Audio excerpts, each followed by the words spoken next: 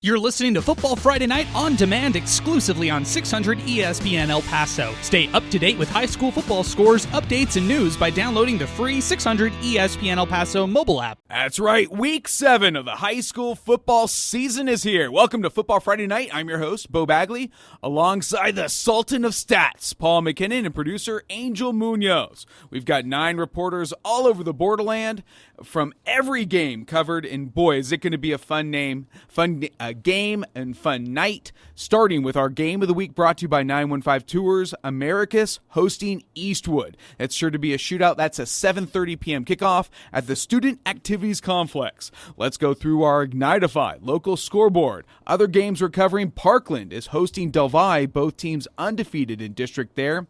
Isleta down at the reservation hosting Bel Air. Bel Air, the only overall undefeated team left in the borderland. Coronado hosting El Dorado tonight. The Iceman, Brandon Cohn, on hand for that one. Going to be a fun one there between the T-Birds and the El Dorado Aztecs over at Thunderbird Stadium.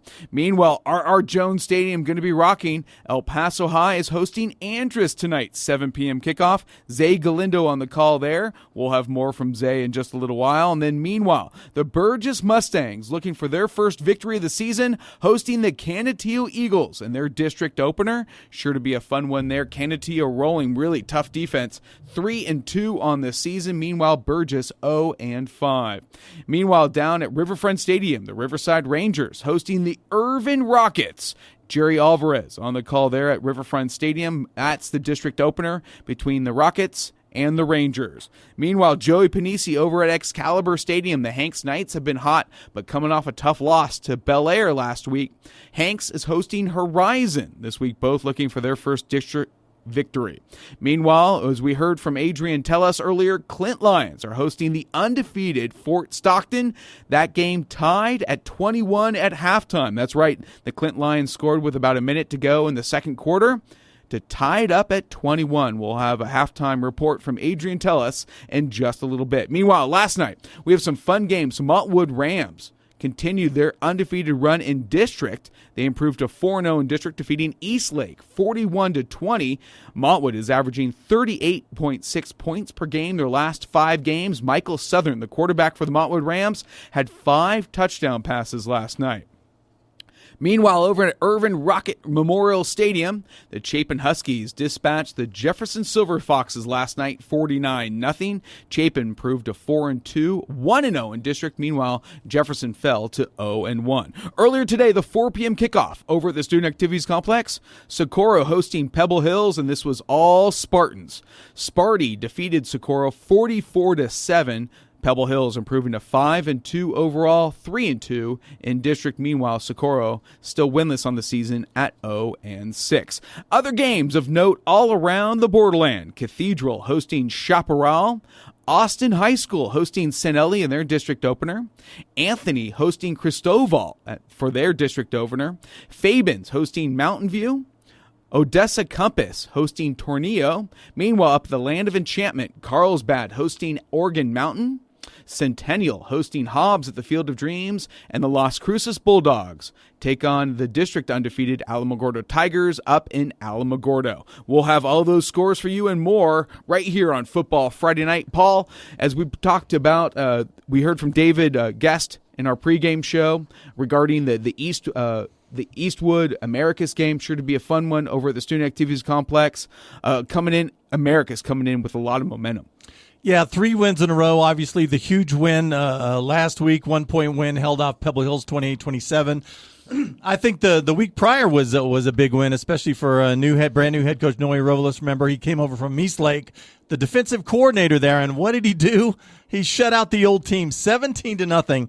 America's beat Eastlake, handed Eastlake their first loss of the season. And as I said, from a former DC to now a head coach coming, they say you can't come home again. Well, Noe Robles sure did it. Yeah. Did it in style. Yeah, they are on a roll now, 3-1 in the district. And remember, there wasn't a team that could have been more down. They lost on the final play of the football game in successive weeks.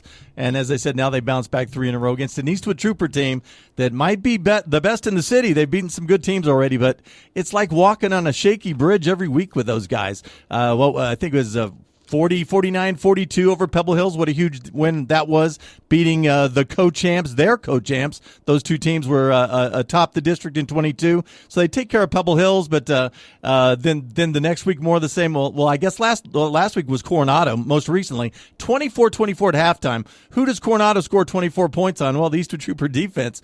By the way, it was El Dorado the week prior. I think that was a 14-point spread, 49-35 final, maybe a late pick six in that one as Dorado, another team that hasn't moved the ball without Ray Estrada, their top player, the super freshman from a year ago, has only played the first half of game 2 this year. So El Dorado really threw the ball on Eastwood. And as I said, Coronado had 24 at halftime before their quarterback, Levesque, gets knocked out early third quarter.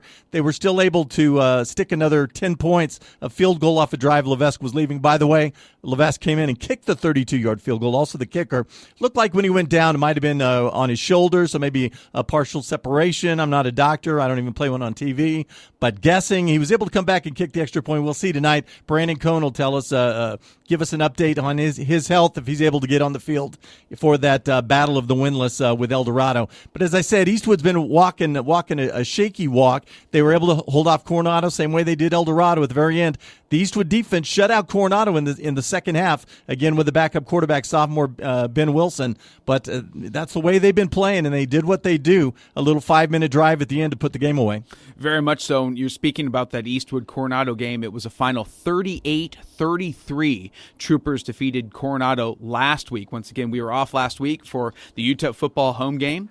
But we're back tonight. Full swing, full action. Once again, 9 reporters all over the borderland with all of our high school football action. Paul, what do you got? Yeah, a couple early scores. Burgess Mustang Stadium. I'm not sure this is a surprise. Rene Huerta, Canutillo, maybe the best team in the district, along with Chapin against one of the worst, 0-5 Burgess at the time. They can prove me wrong tonight. But Rene Huerta, 14-yard run. Eagles jump out to a 6-0 lead. Riverside Irvin, more of that. The senior quarterback, Derek Vasquez, 50-yard keeper, as they take a 7-0 lead over Irvin.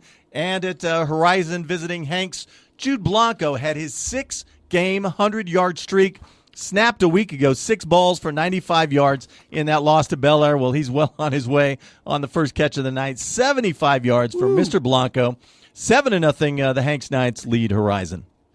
Wow, 75 yards first right off the bat for the Hanks Knights. Hanks Knights and Scott Valise can sure put up a lot of points. They had a tough loss last week to Bel Air, 48-35. Speaking of the Bel Air Highlanders, they're rolling. Once again, they are the only undefeated team left in the borderland. They are 6-0, taking on the Isleta Indians tonight. Bel Air defeated Hanks, both teams looking for their first district opener last week.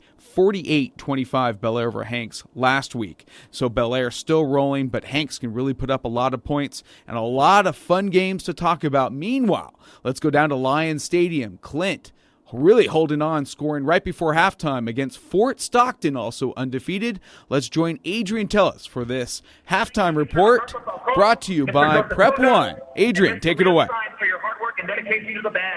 You got it, boys. This was a 6 o'clock kickoff time down here at Clint. It's halftime already with your score, Clint 21, the Panthers 21. Your halftime stats right now for Fort Stockton, Marco Garcia is 5 for 6 with 113 yards passing and 2 touchdowns, along with 85 yards for rushing. We also have Gama Corral from Fort Stockton with 2 catches, 65 yards, and 1 touchdown. For the Lions, they started the game with their quarterback, Brock Brotwell, but Daniel Ponce has taken the last 2 series for the Lions. Currently right now, Colin Ivy has 9 carries for 80 yards and 1 touchdown. Zach Delgado, 6 carries, 31 yards, and 1 touchdown. And Daniel Ponce is scoring on that 1-yard rushing touchdown on that 4th and goal stand. So right now, boys, it's halftime down here at the Lower Valley. Your score, Fort Stockton 21, Clint 21. All right, Adrian, thank you very much. Wow, what a game right there. Now, both teams off last week. Mabel kind of showing for Fort Stockton. They've been putting up 40 points their last 2 games, especially over Isleta 2 weeks ago. I think it was 44-20. Fort Stockton could put up a lot of points, but Clint hanging in there with them, tied at 21 at halftime. And remember, Clint missed the playoffs last year for the first time in 14 years. Never happened under Roosevelt Martinez, so they're hungry to get back in. Good start. Fort Stockton finished second last year. You got them coming to your place. By the way, pretty good Clint team. We mentioned the senior quarterback, Daniel Ponce, back just tonight. Been out a little over a month. By the way, I mentioned he fumbled the first snap, but it got better for him. And the interception and also the 1-yard quarterback sneak on 4th and goal with about a minute left in that first half to knot this thing at 21. So I think Mr. Ponce starting to find his feet just a little bit out there at Clint Stadium. Maybe a little first-game jitters in 2023 for the Clint Lions, but getting it going. Clint coming into that game 2-3 overall. Meanwhile, the Fort Stockton Panthers are 5-0. And a fun game earlier today, if you're a Pebble Hills Spartan fan. Pebble Hills topped Socorro 44-7. Let's go out to the Student Activities Complex for a recap of this fun District 6A game. Pebble Hills and Socorro. Let's go join David Guest at the Student Activities Complex. David. That's right. It was a fun day for Pebble Hills. A fun first half at that. The Pebble Hills Spartans went up 44-0 at halftime. Pebble Hills scored on every drive of the first half. They had a balanced attack through the air and on the ground. They even scored. They even forced a safety just before the half. So again, 44-0 at halftime. It was all about quarterback Gail Ochoa, running back Zarain Quarles through that first half. And as I mentioned, all the starters dominated and had the second half off. So Pebble Hills victorious in this one. Final score was 44-7, and Pebble Hills improves to 5-2 on the season, 3-2 in district play. And Pebble Hills could move into third place in District 1 Class 6A if Americas loses in the late game. Socorro falls to 0-7, so that's it. Final score again, Pebble Hills 44, Americas 7, and we are less than 10 minutes out, actually just a little bit more than 10 minutes out from the start of this late game here at the SAC. Americas versus Eastwood, game of the week. Excited to report more to you guys. All right, David, thank you very much. We're looking forward to hearing your call from our 915 Tours Game of the Week, the America's Trailblazers and the Eastwood Troopers. Our 915 Tours Game of the Week, brought to you by 915 Tours, a division of Classic Elegance Coaches, is providing the best travel packages from El Paso to Dallas for Cowboy home games. Packages include round-trip travel, hotel stay at the Dallas Omni, an ultimate fan experience tailgate, a meet and greet with a player, and your ticket to watch the Cowboys. Follow on Facebook or Instagram to learn more at 915 Tours. And a couple more updates, actually, from games we've already visited. Looks like game on out at Excalibur Stadium. Julio Menez goes 50 yards for Horizon. That one is knotted up at 7. And out at Burgess Mustang Stadium, Mustangs first possession. Cough it up. Canyon Teal, that good defense, takes over. Jeremiah Knox finishes off the short field. 1-yard TD run for the QB. 14-0 now. Canyon Teal leads Burgess. And also update from Jeremy Karanko via Twitter. Jake Fetty, a 2-yard touchdown run. Del Valle leads Parkland 7-0, 7:20 left in the first quarter. And oh, by the way, turns out I'm a liar. Michael Oliver goes 28 yards out at Excalibur Stadium. 4:38 left to play in the first quarter. The Knights now back up on top of Horizon, 14-7 in a district game. Remember, Hanks lost last week at Bel Air, and Horizon was swamped by Del Valle. I think that was 64-0. Yeah, it's been a tough season so far for the Horizon Scorpions. 64-0 Del Valle last week over the Horizon Scorpions. So Del Valle rolling right now. Up early over Parkland 7-0. We're going to take a break. We're going to head back out to all of our games, get an update. You're listening to Football Friday Night right here on 600 ESPN El Paso. Welcome back to the Week 7 edition of Football Friday Night right here on 600 ESPN El Paso. I'm Bo Bagley alongside Paul McKinnon and producer Angel Munoz. We got a great slate of high school football games tonight. In our 915 Tours Game of the Week, the America's Trailblazers hosting the Eastwood Troopers. That's a 7:30 p.m. kickoff at the Student Activities Complex. Football Friday Night reporter David Guest on the call. We'll have much more from our 915 Tours Game of the Week in just a little bit. Let's head back out to Parkland's Matador Stadium and join Jeremy Karanko for an update on Parkland hosting Del Valle. Jeremy, take it away. 3:51 left to go in the first quarter, and it's Del Valle leading Parkland 7-0. The quarterback, Jake Fetty, with a 2-yard rushing touchdown at the 7:20 mark of the first quarter to get the first scoring started on the night. Both teams did punt on their first drive, but it was Del Valle going 89 yards on their second drive to punch it into the end zone again. Parkland has not beaten Del Valle since 2006, and it has been that Achilles heel for them to try and win a district title in years past. So they're off to a slow start so far tonight, and Del Valle has the ball back, and they are nearing the midfield on their third drive of this game. So 3:44 left to go in the first quarter. Del Valle leading Parkland 7-0.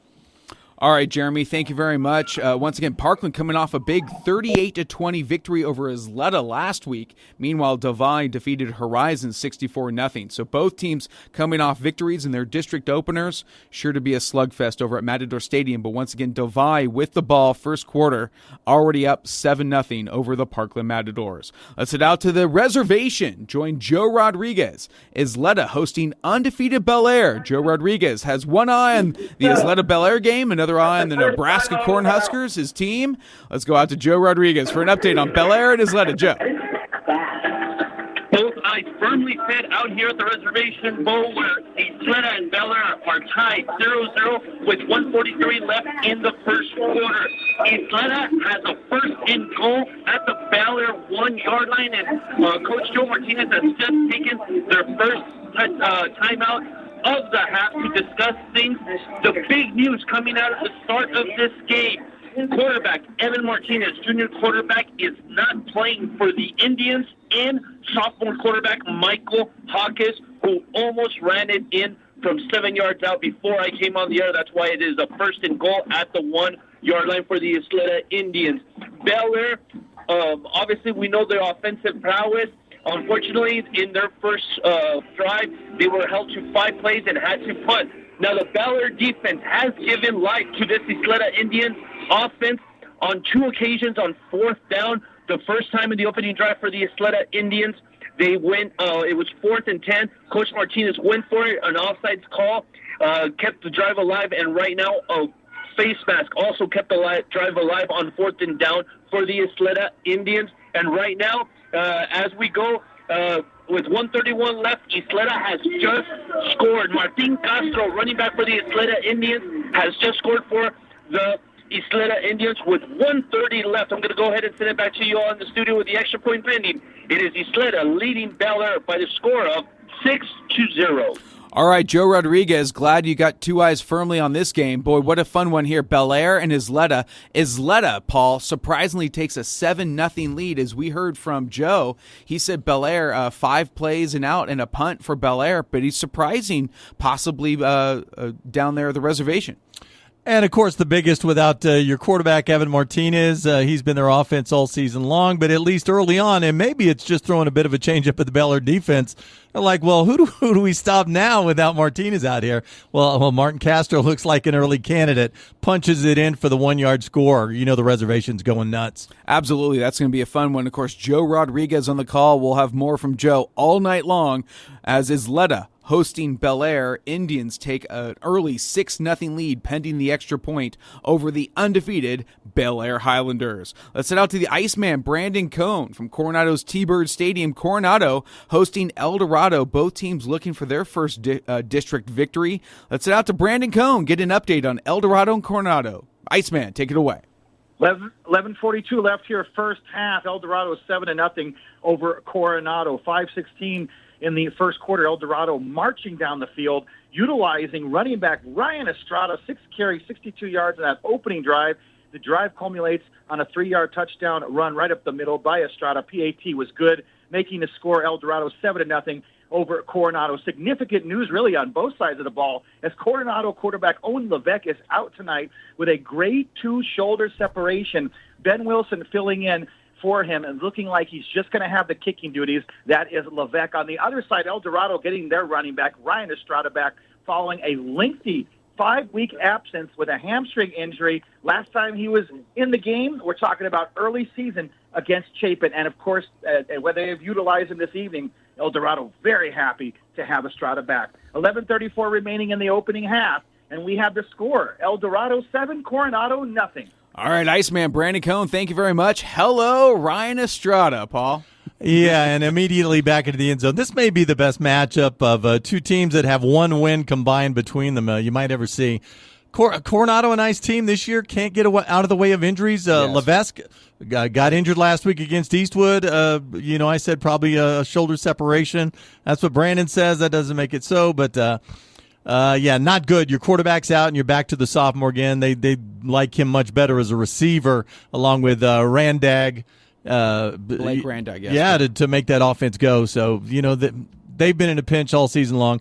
I saw the Franklin game. They could have won that one in the Sun Bowl. If they have a quarterback on that one, they take that contest. Same thing for El Dorado. Gave Eastwood everything they wanted a couple of weeks ago, up and down the field, without your freshman phenom. Your freshman who ran for 1,200 yards last year. DeMonte Parker of Irvin aside, unprecedented in the city of El Paso for a freshman to accomplish something like that. And he's been out with the hamstring the entire season. Glad to have him back. Hopefully it's for the rest of the year, and hopefully it'll pay dividends for El Dorado. That might be a team that you don't want to wind up playing. As I said, maybe the worst 0-something or 1-something team after tonight that's going to come into your stadium. Yeah, El Dorado coming in at 0-5. Coronado really been bit by the injury bug. Owen Levesque, prior to last week's game against Eastwood, had missed a couple of games with injuries. So they'd welcome him back, and then he gets injured again.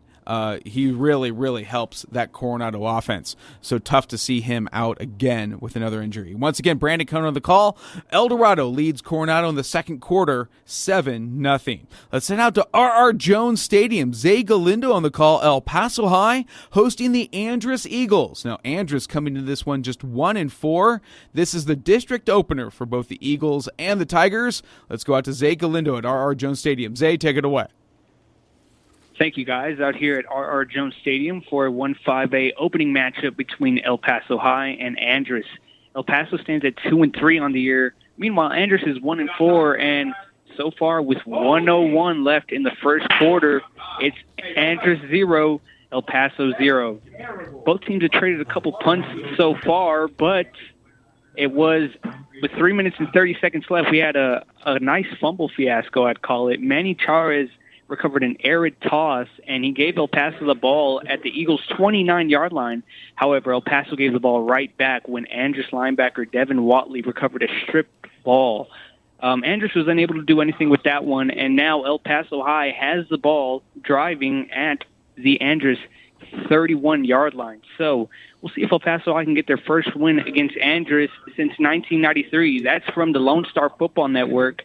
So we'll see what happens tonight. 0-0 with 33 seconds left in the first quarter. It's all tied up here at R.R. Jones Stadium. All right, Zay Galindo, great stuff there. Wow, El Paso High has not beaten Andress since 1993. Those Alan Sepkowitz teams were really tough for the Andress Eagles. This is a bit of a different Andress Eagles team, maybe down on some of the numbers. They have a really tough preseason, pre-district schedule.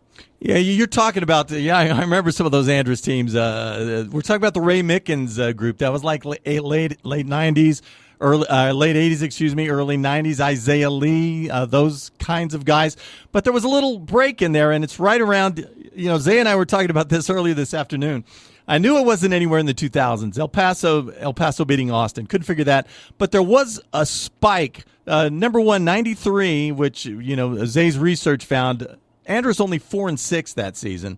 So they had a little hiccup, and that coincided with the time El Paso High actually had a little bit of a spike when Tommy Moss took over at El Paso High. I think that was late 80s, and he flipped the program. That's what eventually landed him the Montwood job. I can't remember if he was still around then, but Tommy Moss, off of what he did, took over for Coach Pancoast at El Paso High, spiked the El Paso program, and then he was off to Montwood, became their second head coach ever, took over for Benny Reed. So this makes, I don't know this, but it makes perfect sense. El Paso had a little spike. Andress had a little hiccup, and maybe that's the last time those two things happened. 1993 is a long time ago. 30 years, if you can believe that. A perfect storm is what you need, and we may have that tonight. Andress has a lot of talent, but it's a lot of young talent. The Owens twins who graduated last year, they just brought up their little brother Jordan. He's a sophomore. Of course, the last of the Coopers is on board. This will be, I believe, his third game. Elijah Cooper,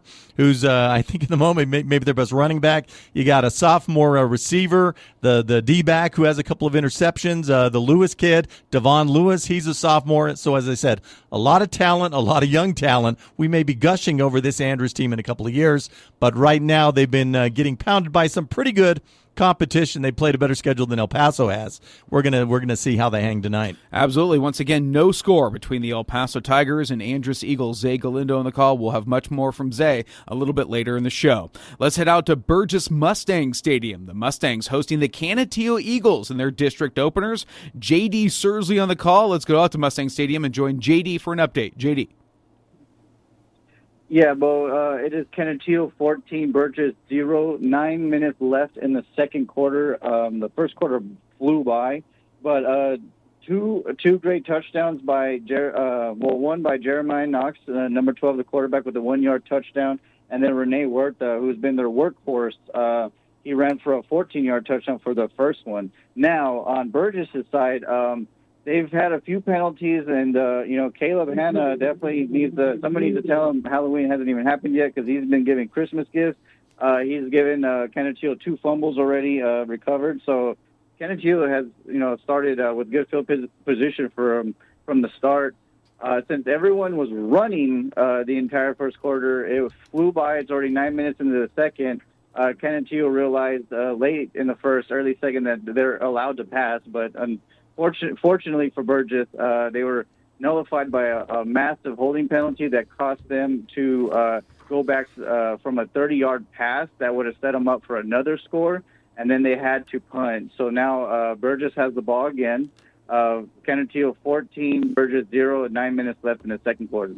All right, JD, thank you very much. JD with a little sarcasm there. Canutillo figured out they could pass the ball. They are 3-2 on the season, a very tough pre-district schedule for the Canutillo Eagles, and looking like Burgess handing them the game so far, looking for their first victory of the season. It's kind of the year Burgess has had. Yeah, I think it's about what we've expected. The Burgess defense, which has been really the stalwart part of their program for the last they went to the playoffs 7 years in a row, and it was always the defense that led the way. We talked about hiccups. They had a little last year, their first time missing the playoffs in 7 years. Bernie Luna takes over for Neil Rutledge, the DC, now in charge of the program. And ironically, really, it's the defense that's let them down. Offense moves the ball a little, scores some points, but they can't stop anybody. Had a streak of 3 straight weeks where there was a 200-yard rusher against them, and the only time that was snapped was a couple of weeks ago when the Blanco kid from Hanks caught balls for more than 200 yards. So they've yet to have a good week, and maybe tonight's not going to be that night either versus Canutillo. By the way, this report in from Jeremy Karanko out at Matador Stadium. Del Valle back on the board again. Rue Nunez, another one of those sophomore receivers. 43-yard catch. Del Valle now up on Parkland in a huge District 1-5A Division I game, 13-0. And wow, 13-0. I just got from Twitter update. It's now 21-0. Started the second quarter. Del Valle now up on Parkland, 21-0. So what a game out there for the Del Valle Conquistadors. What a first quarter. We have a halftime score. Anthony hosting Cristobal. This was a 6 p.m. kickoff. Anthony leading Cristobal 9-0 at halftime in their district opener. That is a tough district in all of those teams. Cristobal and McCamey and Forzan, those guys are traditionally Forzan. Yes, tough. Something's going on there. Michael Stevenson. We'll hear from Michael Stevenson a little bit, get an update. But we may be talking to him if they pull this one off. Anthony up on Cristobal 9-0 wow. at halftime. And once again, let's head out to this one, fun one between Riverside and Irvin over at Riverfront Stadium. Let's head out to Tom Work Field and join Jerry Alvarez reporting out from Riverfront Stadium. Get an update on Riverside hosting Irvin. Jerry. Yes, currently 10:41 left in the second quarter, and now Riverside Rangers lead the Urban Rockets 21-7. Just a few moments ago, QB Derek Vasquez connected with number 17 Tristan Lopez on a 69-yard touchdown pass, and that was just one of the many things that Derek Vasquez has done tonight. He had a 50-yard rushing QB keeper earlier in the night. Irvin answered back right after that. And just as I'm speaking now, number 17, Tristan Vasquez, a 45-yard touchdown pass from Derek Vasquez to put Riverside up 27-7 now. Once again, Derek Vasquez and Tristan Lopez have been teaming up all night against the Urban Rockets. Urban did have one 12-play drive to tie it up early in the first quarter after that 60-yard keeper. but since then has been all Riverside Rangers. And the kick is up and good, so now it is Riverside 28, Irvin 7 with 10:16 left here in the second quarter. All right, Jerry, thank you very much. Wow, what a time to go to Jerry Alvarez at Riverfront Stadium. 28-7, Riverside over Irvin. Rangers just rolling right now to open up district play against the Irvin Rockets. We also got a touchdown in our 915 Tours Game of the Week. Eastwood Troopers, thanks to Evan Minharis' 69-yard touchdown run, Eastwood takes a 7-0 lead over the America's Trailblazers. We'll hear from David Guest in just a little bit. First, let's go out to Hanks Excalibur Stadium. Join Joey Panisi for an update as the Hanks Knights hosting the Horizon Scorpions, both teams looking for their first district victory of the season. Joey, take it away. Yes, from Hanks Knights Stadium with 4 minutes left in the second quarter. It's the Hanks Knights 14, the Horizon Scorpions 7. The game started off with a bang, but first of all, let me give you the Jude Blanco watch. He's got 4 catches up to this point, a touchdown, and 116 yards. He's the leading, as you guys have spoken up, he's one of the leading receivers in the area. Well, the game started off with a bang. First play of the game, quarterback Jacob Porras connected with Jude Blanco for a 75-yard touchdown, first play of the game. And then, not to be outdone, Horizon came back on their first possession. And let me get you the running back's name. John Jimenez answered back with a 50-yard touchdown run right up the middle. Shortly thereafter, it was Hanks handing off to Michael Oliver, and he scampered in from 28 yards out, making the score 14-7. Now we're in the second quarter, and nobody scored in the second quarter. So Hanks has been averaging 47 points a game. Horizon only 7. I figured it'd be a higher scoring game than this, but there's still a lot of ball game left to play. So with, let's see now, 3 minutes and 10 seconds left of the ball game, it's the JM Hanks Knights 14 and the Horizon Scorpions 7. All right, Joey, thank you very much. Kind of a pretty predictable so far for the Hanks Knights, looking to put up a lot of points against the Horizon Scorpions for their first district victory of the year. We have another score update to get you let you know about. First quarter, the Fabens Wildcats lead the Mountain View Lobos 7-2. That game in the first quarter. Oh, wow, bit of a surprise. And here's another one we talked about. Andress El Paso hasn't happened since 1993. Well, 9:22 left to play in the second quarter. The El Paso High Tigers on the board. Zay Gallardo tells us Abraham Hernandez, the kicker, 17-yard field goal. A little chip, which means fourth and inside the 1 yard line. Anyway, a little chip shot field goal, and El Paso High takes that 3-0 lead. All right, El Paso High up 3-0, looking for their first victory over the Andress Eagles since 1993. We'll have more from Zay Galindo in just a little bit. Hey, we got a Fort Stockton Panthers slaughter right now in the third quarter. Panthers really running out to a big lead over the Clint Lions. Let's go out to Adrian Tellis. Adrian, what do you got for us? 2:08 left in the third quarter. Your score, Fort Stockton 34, Clint 21. A couple of minutes ago, Velasquez from Fort Stockton on a 67-yard rushing touchdown, giving the Panthers a 2-touchdown lead. The extra point was blocked. On the opening drive of the third quarter, Bonset from Clint fumbles the ball, leading to a Garcia to Silva 27-yard passing touchdown for the Panthers. So it's 2:01 left in the third quarter. Your score, Fort Stockton 34, Clint 21. All right, Adrian, thank you so much. Wow, this one's getting away from the Clint Lions. What was a game that was tied at 21 at halftime has really turned into the Fort Stockton Panthers show in the second half. Once again, third quarter, Panthers lead the Lions 34-21. Hey, we have a score in our 915 Tours Game of the Week between the Eastwood Troopers and the America's Trailblazers. Let's head out to the Student Activities Complex, get an update from David Guest. David. Yeah, guys, live time here. America's is driving. They just converted a 4th and short with a 20-yard pass to, don't have the name right now, but they just got inside the 5. Sebastian Villa with the catch for Americas. They are now inside of the 5-yard line, but just a few minutes ago, on the third play of the game, Eastwood quarterback Evan Manjarres called his own number, and on a quarterback keeper went 70 yards for a touchdown. So at this time, actually, now a touchdown for America. Americas gets in 7-6 now, pending the extra point. And trying to get the name for who just ran in really quickly for you. Touchdown, Brian Gonzalez Promese, who's in tonight. As I mentioned earlier, star running back for America's Cameron Johnson is out for his third consecutive game due to personal issues. But his backup again, Brian Gonzalez Promese, gets in for his third touchdown of the season. Extra point looks good for America's. Actually, they're going to kick it again. 7-6. Eastwood up on America's. America's going for the extra point. 8:52 left in the first quarter. Fun start to this one. Eastwood has an electric offense. They're going to have to make some stops on defense if they're going to stay in this one.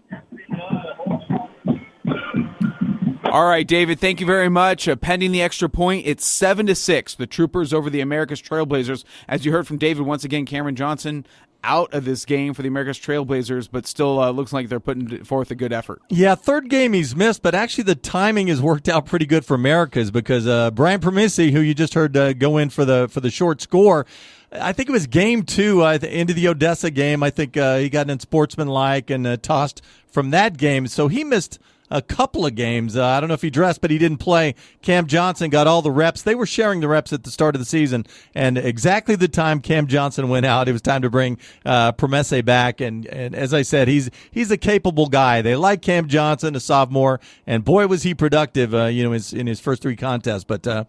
They're gonna be okay. We'd rather have them both, but Promese back there, he's gonna get it done as well. And oh, by the way, Dave Guest also mentioned the star safety from a year ago, Mario Holguin, the guy who had 3 interceptions to beat Montwood a year ago. He's been out with a shoulder, just reactivated last week, had 6 tackles in that one, and boy, have they got to be happy to have him back, making a good America's defense even better. Eastwood's gonna find out. Absolutely. Hey, we got an update from Canutillo Burgess. Canutillo now up 20-0 over the Burgess Mustangs. Parkland gets a touchdown back thanks to Anthony Carrillo. Jeremy Caranco on Twitter says Anthony Carrillo scored on a 3-yard touchdown rush. So Matadors are on the board. It's now 21-7 Delvi over Parkland with 7:30 to go in the second quarter. Also early on, the Las Cruces Bulldogs up big over Alamogordo, 21-0. Paul, you have an update? Yeah, this from Russ Bannister. Not to be unexpected, Austin all over San Eli. The most recent, Annika Torres, just tossed a 55-yard touchdown pass, and Austin all over San Eli, 32-0. Yeah, Annika Torres to Terrius Walker, 32-0. Austin up on San Eli. 32-0 Austin over San Eli. Early second quarter, it gets worse. So. Wow. That's so a big first half from the Austin Panthers over the San Eli Eagles. That in their district opener at Ari McKee Stadium. We're going to have much more go through our Ignitify local scoreboard here. We got high school football action all over the borderland. You're listening to Football Friday Night right here on 600 ESPN El Paso. Welcome to the Football Friday Night, Week 7 edition, right here on 600 ESPN El Paso. I'm Bo Bagley, alongside the Sultan of Stats, and also tonight, the Sultan of Scores, Paul McKinnon and producer Angel Munoz. Here's our Ignitify local scoreboard. Ignitify, your AC installation service provider. In our 915 Tours Game of the Week, Eastwood and Americas, all tied up at 7. That is the late kick, the 7:30 p.m. kickoff at the Student Activities Complex. So once again, Eastwood and Americas tied at 7 in the first quarter. Early in the second quarter, Delvi up on Parkland 21-7. Also in the second quarter, the shocker so far tonight, Isleta leads undefeated Bel Air 14-0 in the second quarter. In the first quarter, last check, El Dorado leads Coronado 7-0. Thanks to a Ryan Estrada touchdown run. Meanwhile, another shocker over at R.R. Jones Stadium, the El Paso High Tigers have not beaten the Andress Eagles since 1993. El Paso leads Andress 3-0 in the first quarter. Meanwhile, the Canutillo Eagles leading the Burgess Mustangs 20-0 also in the first at Mustang Stadium. And Riverside all over Irvin at Riverfront Stadium. It's now 35-7 Riverside over Irvin in the second quarter. Also in the second quarter. It's now 14-7. Hanks over Horizon. And the Fort Stockton Panthers and Clint Lions, once tied at 21 at halftime, is now all Panthers. Fort Stockton leads it 34-21 in the third quarter. Elsewhere, the early kickoff today at the Student Activities Complex. Pebble Hills defeated Socorro 44-7. Over at Fabens Wildcat Stadium, Fabens leads Mountain View 7-2. Austin High all over San Elizario in the first half. This game in the second quarter, the Panthers lead the Eagles of San Eli 32-0. So all Austin High School in that one. And Anthony and Cristobal in their district opener at Wildcat Stadium, it's Anthony up 9-0 at halftime. Should be a fun one there, a fun second half. Also up in the Land of Enchantment, Las Cruces High School, all over Alamogordo, 21-0. That game in the second quarter. Paul, let's bring you in here real quick and let's talk about this Bel Air Isleta game. Isleta now up 14-0 over Bel Air. Bel Air coming in, averaging nearly 40 points a game. Bit of a shocker here if you're a Highlander fan. Bel Air coming in at 6-0 on the season. Yeah, DeAndre Jackson, the last touch, he's that 6'4" defensive back. Remember, he caught the first 2 touchdowns of the Isleta season, and offensively then just disappeared. That was 34-33 win against Riverside, by the way. And just defense for about a month, caught a couple of other touchdowns last week, and now I guess he's back in the good graces of the offense. As I said, a 4-yard reverse. That's what Joe Rodriguez tells us. Running a reverse from inside the 5-yard line. Well, you can't argue if it works. And he cracks in from 4 yards out. Wow, that's huge. 14-0. Isleta over Bel Air. Remember, Isleta dropped last week, week 1, in a shootout with Parkland. Special teams, a big part of that. If they'd have just been able to cover kicks. Caleb Martinez brought back 2 kickoff returns for touchdowns. You heard Jeremy Karanko tell you that in his first report tonight. So special teams hurt them, as as happened throughout the year. Bel Air, I thought, looked terrific against Hanks. Maybe the one bugaboo, they're not running the ball like they did. I mean, a year ago, it was a running team. Zach Martinez was a bludgeon. This year, remember, he broke his collarbone at the end of last season, and this year they didn't work him into a game until I believe it was week 3, just marginal snaps, and even last week, 7 carries for about 28 yards in that Hanks contest. They barely ran for a little more than 50 yards, but it was the air game. Third quarter, Bel Air started playing bombs away. 28 points in that quarter.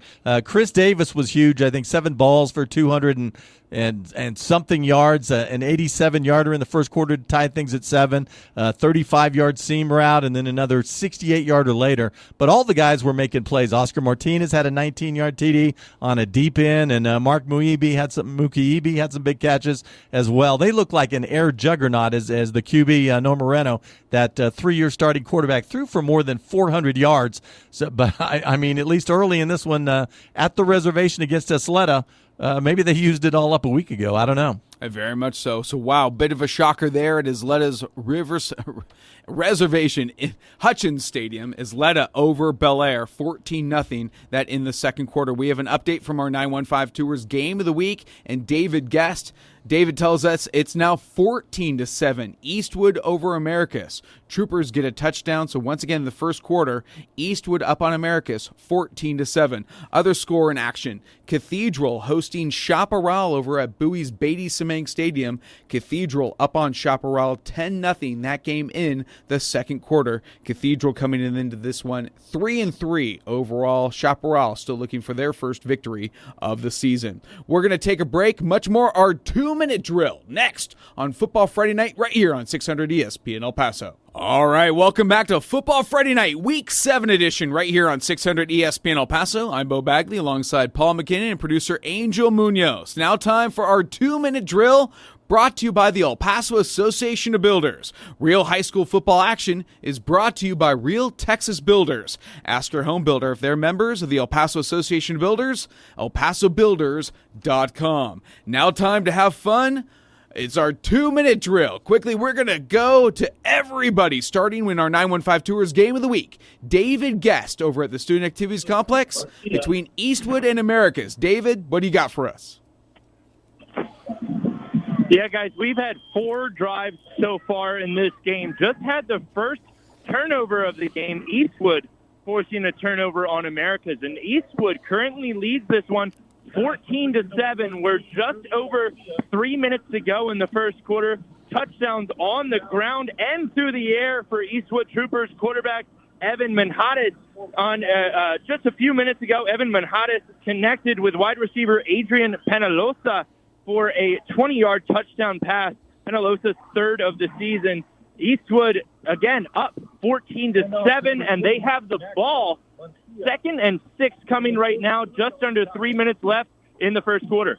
All right, David, thank you very much. First quarter action, Eastwood over Americus in our 915 Tours Game of the Week. 915 Tours, a division of Classic Elegant Coaches. For your Cowboy home game packages, meet and greets, ultimate fan tailgates, everything is on Facebook or Instagram. Learn more at 915tours.com. This is an exciting one over at Matador Stadium. Let's join Jeremy Karanko for an update on Parkland hosting Del Valle. Jeremy.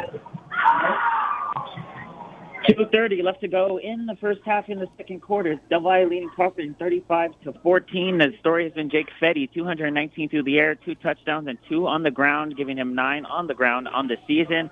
But just moments ago, Parkland's Kayla Martinez ran another kickoff back for a touchdown, 83 yards. That gives him 3, 2 last week, 1 tonight. And Parkland is driving inside the 15, looking to try and inch this closer. But it's been all Del Valle. We're in a shootout here tonight at Parkland's Matador Stadium. It's Del Valle 35 and Parkland 14. All right, Jeremy, thank you very much. A 21-point lead in the second quarter for the Del Valle Conquistadors, but the Parkland Matadors threatening to score right here before halftime. Thank you, Jeremy. Let's head out to the reservation. A shocker down at Hutchins Stadium. Isleta hosting Bel Air. Let's go to Joe Rodriguez for an update. Joe. Halftime out at the reservation, and the Isleta Indians lead the Bel Air Highlanders, the undefeated Bel Air Highlanders, by the score of 14-0. 12-play, 64-yard drive ended with a 4-yard end around by DeAndre Jackson to give the Isleta Indians a 14-0 lead. The most notable play on that drive, it was 3rd and 4 in the red zone for the Isleta Indians, and the Bel Air defense was offside, giving them an automatic first down. This is the 3rd time in a row in 3 possessions that the Bel Air defense allowed for the Isleta Indians to stay on the field, which brings us to where we're at right now. The biggest developing story of this game thus far, it is the quarterback for the Isleta Indians. Sophomore Michael Hawkins is running this offense tonight for Coach Joe Martinez. So we're at halftime where the Isleta Indians are beating Bel Air by the score of 14-0. All right, Joe, thank you very much. Halftime there. Once again, Isleta up 14-0 over the undefeated Bel Air Highlanders. The shocker of the night so far. We'll see if the Highlanders can come back, and we'll hear more from Joe Rodriguez in the second half. Let's head out to T-Bird Stadium. Join the Iceman, Brandon Cohn, as Coronado hosting El Dorado. Brandon, what's the update for us? Halftime here. It's El Dorado 7-0 over Coronado in this low-scoring affair. Let's look at some stats for El Dorado really quick. Thus far, it has been the Ryan Estrada show. Ryan Estrada, at his first week back in about 5 weeks, 15 carries, 107 yards, a touchdown. On the other side, Coronado struggling without their starting quarterback, Owen Levesque. Ben Wilson, 3 of 6 for 14 yards. Halftime at Quarles Brook Stadium, beautiful ensemble going on, and it's El Dorado 7-0 over Coronado. You can hear the band in the background. Hopefully the band is not calling a night on the Coronado T-Birds just yet.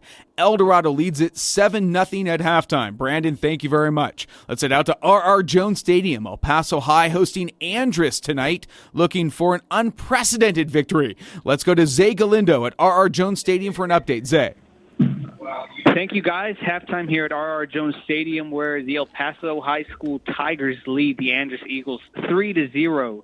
It was an Abraham Hernandez 22-yard field goal that gave El Paso High the lead, and going into halftime, it looks like this will be a very tightly contested game. Both teams virtually the same in yardage gains, with El Paso High with 110, Andress with 119. So halftime here at R.R. Jones Stadium, El Paso High 3, Andress 0. All right, Zay, thank you very much. What a game there between the Tigers and the Eagles over at R.R. Jones Stadium. Let's head out to J.D. Sursley at Burgess Mustang Stadium. This one has been all Canutillo tonight. For an update, let's go to J.D. J.D., take it away. Yeah, well, we're at halftime now. Canutillo 21, Burgess 0. Rene Huerta, the workhorse of the night so far, 118 yards on the ground, 2 touchdowns. And then Jeremiah Knox with his 1-yard touchdown. On the other side, Burgess, Caleb Hanna, their workhorse only has 54 yards, but the thing is that he has 2 fumbles and has definitely have helped Canutillo's cause. Halftime, Canutillo 21, Burgess 0. All right, J.D. Sursley with the call there from Mustang Stadium. Once again, 21-0. Canutillo over Burgess at halftime. Let's go to Riverfront Stadium and Tom Work Field. Join Jerry Alvarez for an update on Riverside hosting Irvin. Jerry. Currently here it is Riverside 42, Irvin 7 at halftime. It's been all Riverside all night. There was a little spur of Irvin in the first quarter, but that was about it. Just recently, it was interception by Ricardo Briones of Riverside to set up a 19-yard TD run by Noah Ramirez, number 4 running back, the senior. Currently, it's just all Riverside here, 42-7 at halftime. All right, Jerry Alvarez reporting from Tom Work Field at Riverfront Stadium. Riverside all over Irvin at halftime, 42-7. Once again, these are all district openers. Been a really tough season for the Irvin Rockets at 1-5 overall. Riverside at 4-2, looking strong in the first half. Let's get an update from Adrian Tellis at Clint's Lion Stadium. This is the second half has been all Fort Stockton. Adrian, take it away. 5:28 left in the fourth quarter. Your score: Panthers 48, Lions 21, and penalty on the play. Pass was intercepted by Fort Stockton, but that leaves us with 5:23 left in the fourth quarter. Your score: Panthers 48, Lions 21. All right, Adrian, thank you so much, boy. Paul, as we bring in here, the Clint, they held tough in the first half. Tied at 21 at halftime, but Fort Stockton too tough, really showing why they're, and Monahan's really the class of this district. Fort Stockton coming into this game undefeated and showing why. Yeah, that's the way it's been. Clint was down a couple of scores in the first half. Early in the first half, took that punch, came back, knocked one in, the tying score. Daniel Ponce, the 1-yard quarterback keep with about a minute left in the half, got that thing to 21, nodded, and you were hoping maybe the momentum would carry things over, but more like probably the better conditioned team just taking charge in the second half. Those guys got off a bus today, and they still have enough juice in their system. Fort Stockton's pretty good, and all the local teams, Mountain View and Fabens, they'll get their crack at them as well. And the scary part is, I'm pretty sure Monahan's is markedly better. We'll find that out as well. But Monahan's undefeated this year and blowing and going, and I think they're going to blow their way to that district title. Still to be seen. And speaking of Mountain View and Fabens, second quarter now, Fabens up on Mountain View, still with the lead 14-9. Fabens leading Mountain View. Remember, Mountain View coming into this one at 4-1. Fabens 3-2 in the district openers. Speaking of other games all around town, Austin all over Sanelli, 40-0. That game in the second quarter. Gone to half. Sal Duarte, a TD run to close the scoring. Big first half for the Austin Panthers. Once again, 40-0 at halftime over San Elizario. Also at halftime at Bowie's Beatty Semang Stadium, Cathedral leads Chaparral 16-0. Also want to remind you earlier today, Pebble Hills top Socorro 44-7. And last night, Thursday night football, Montwood defeated Eastlake 41-20, and the Chapin Huskies all over the Silver Foxes, defeating Jefferson 49-0. We're going to take a break. You have much more. You're listening to Football Friday Night, Week 7 edition, right here on 600 ESPN El Paso. Welcome back to Football Friday Night right here on 600 ESPN El Paso. Let's go to our 915 Tours Game of the Week. Join David Guest for the late game over the Student Activities Complex between Eastwood and Americus. Get an update on this exciting game. Last check, it was 14-7 Troopers over the Blazers. David, what do you got for us? Yeah, thank you, Bo. Just about 90 seconds ago, Eastwood just scored their third touchdown game of the night. And guess who? Quarterback Evan Manhattan, who's having his way with America's defense so far. His second rushing touchdown of the night. He has one through the air. This one coming on a 1-yard quarterback keeper. Eastwood missed the extra point, so we now stay at 20-7. Americus has the ball. 10 minutes and 30 seconds to go in the first half. All right, David, thank you so much. Pending extra point missed, so Eastwood up by just 13 with Americus with the ball. Still a lot of time left in the second quarter. Sure to be a fun one. Now left the rest of the way between Eastwood and Americus in our 915 Tours game of the week. Once again, 915 Tours, a division of Classic Elegance Coaches, providing the best travel packages from El Paso to Dallas for Cowboy home games. Packages include round-trip travel, hotel stay at the Omni, an ultimate fan experience tailgate, meet and greet with a player, and, of course, your ticket to watch the Cowboys. Follow on Facebook or Instagram. Learn more at 915tours.com. Boy, a great game between Del Valle and Parkland early on. Really turned into a blowout if you're a Conquistadors fan over at Matador Stadium. Let's go to Jeremy Caranco for an update on Del Valle at Parkland. Jeremy. We have just reached halftime here at the park in Del Valle with an explosive first half, leading Parkland 42-21. 352 yards for the Conquistadores in the first half, and it's Jake Fetty, the star sophomore, doing it all over the field. 280 yards through the air, nearly perfect, 11 out of 13, and 2 touchdowns.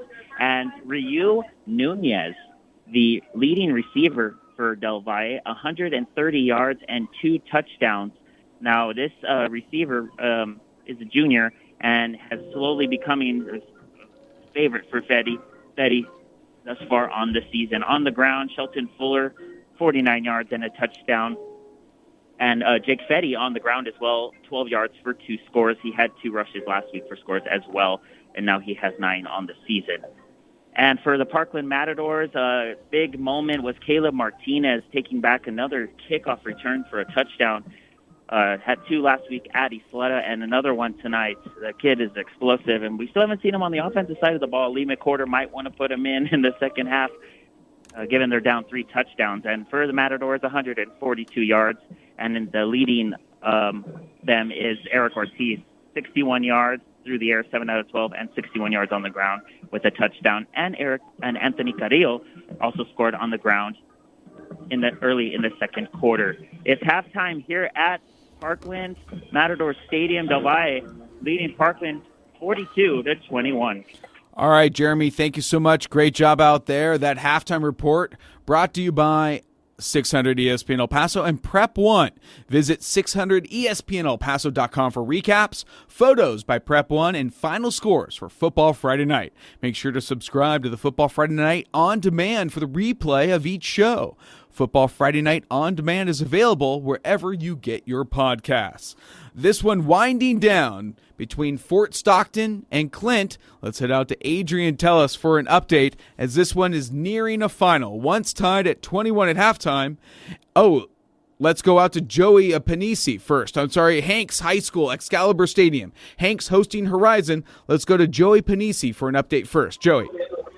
Yes, we're just underway in the third quarter. Horizon just ran its first play, and the score at the half was 14 for Hanks, 7 for Horizon. It reminds me a lot of the BYU game back in 1985 when UTEP upset BYU. They had a 3-man rush, and they alternate. This is what Horizon's doing to Hanks, and they've literally shut down their passing game. Hanks' quarterback is very frustrated. Marcus Porras in the second quarter threw 8 incomplete passes. So Horizon is surprising. Yes, all eyes are on Jude Blanco.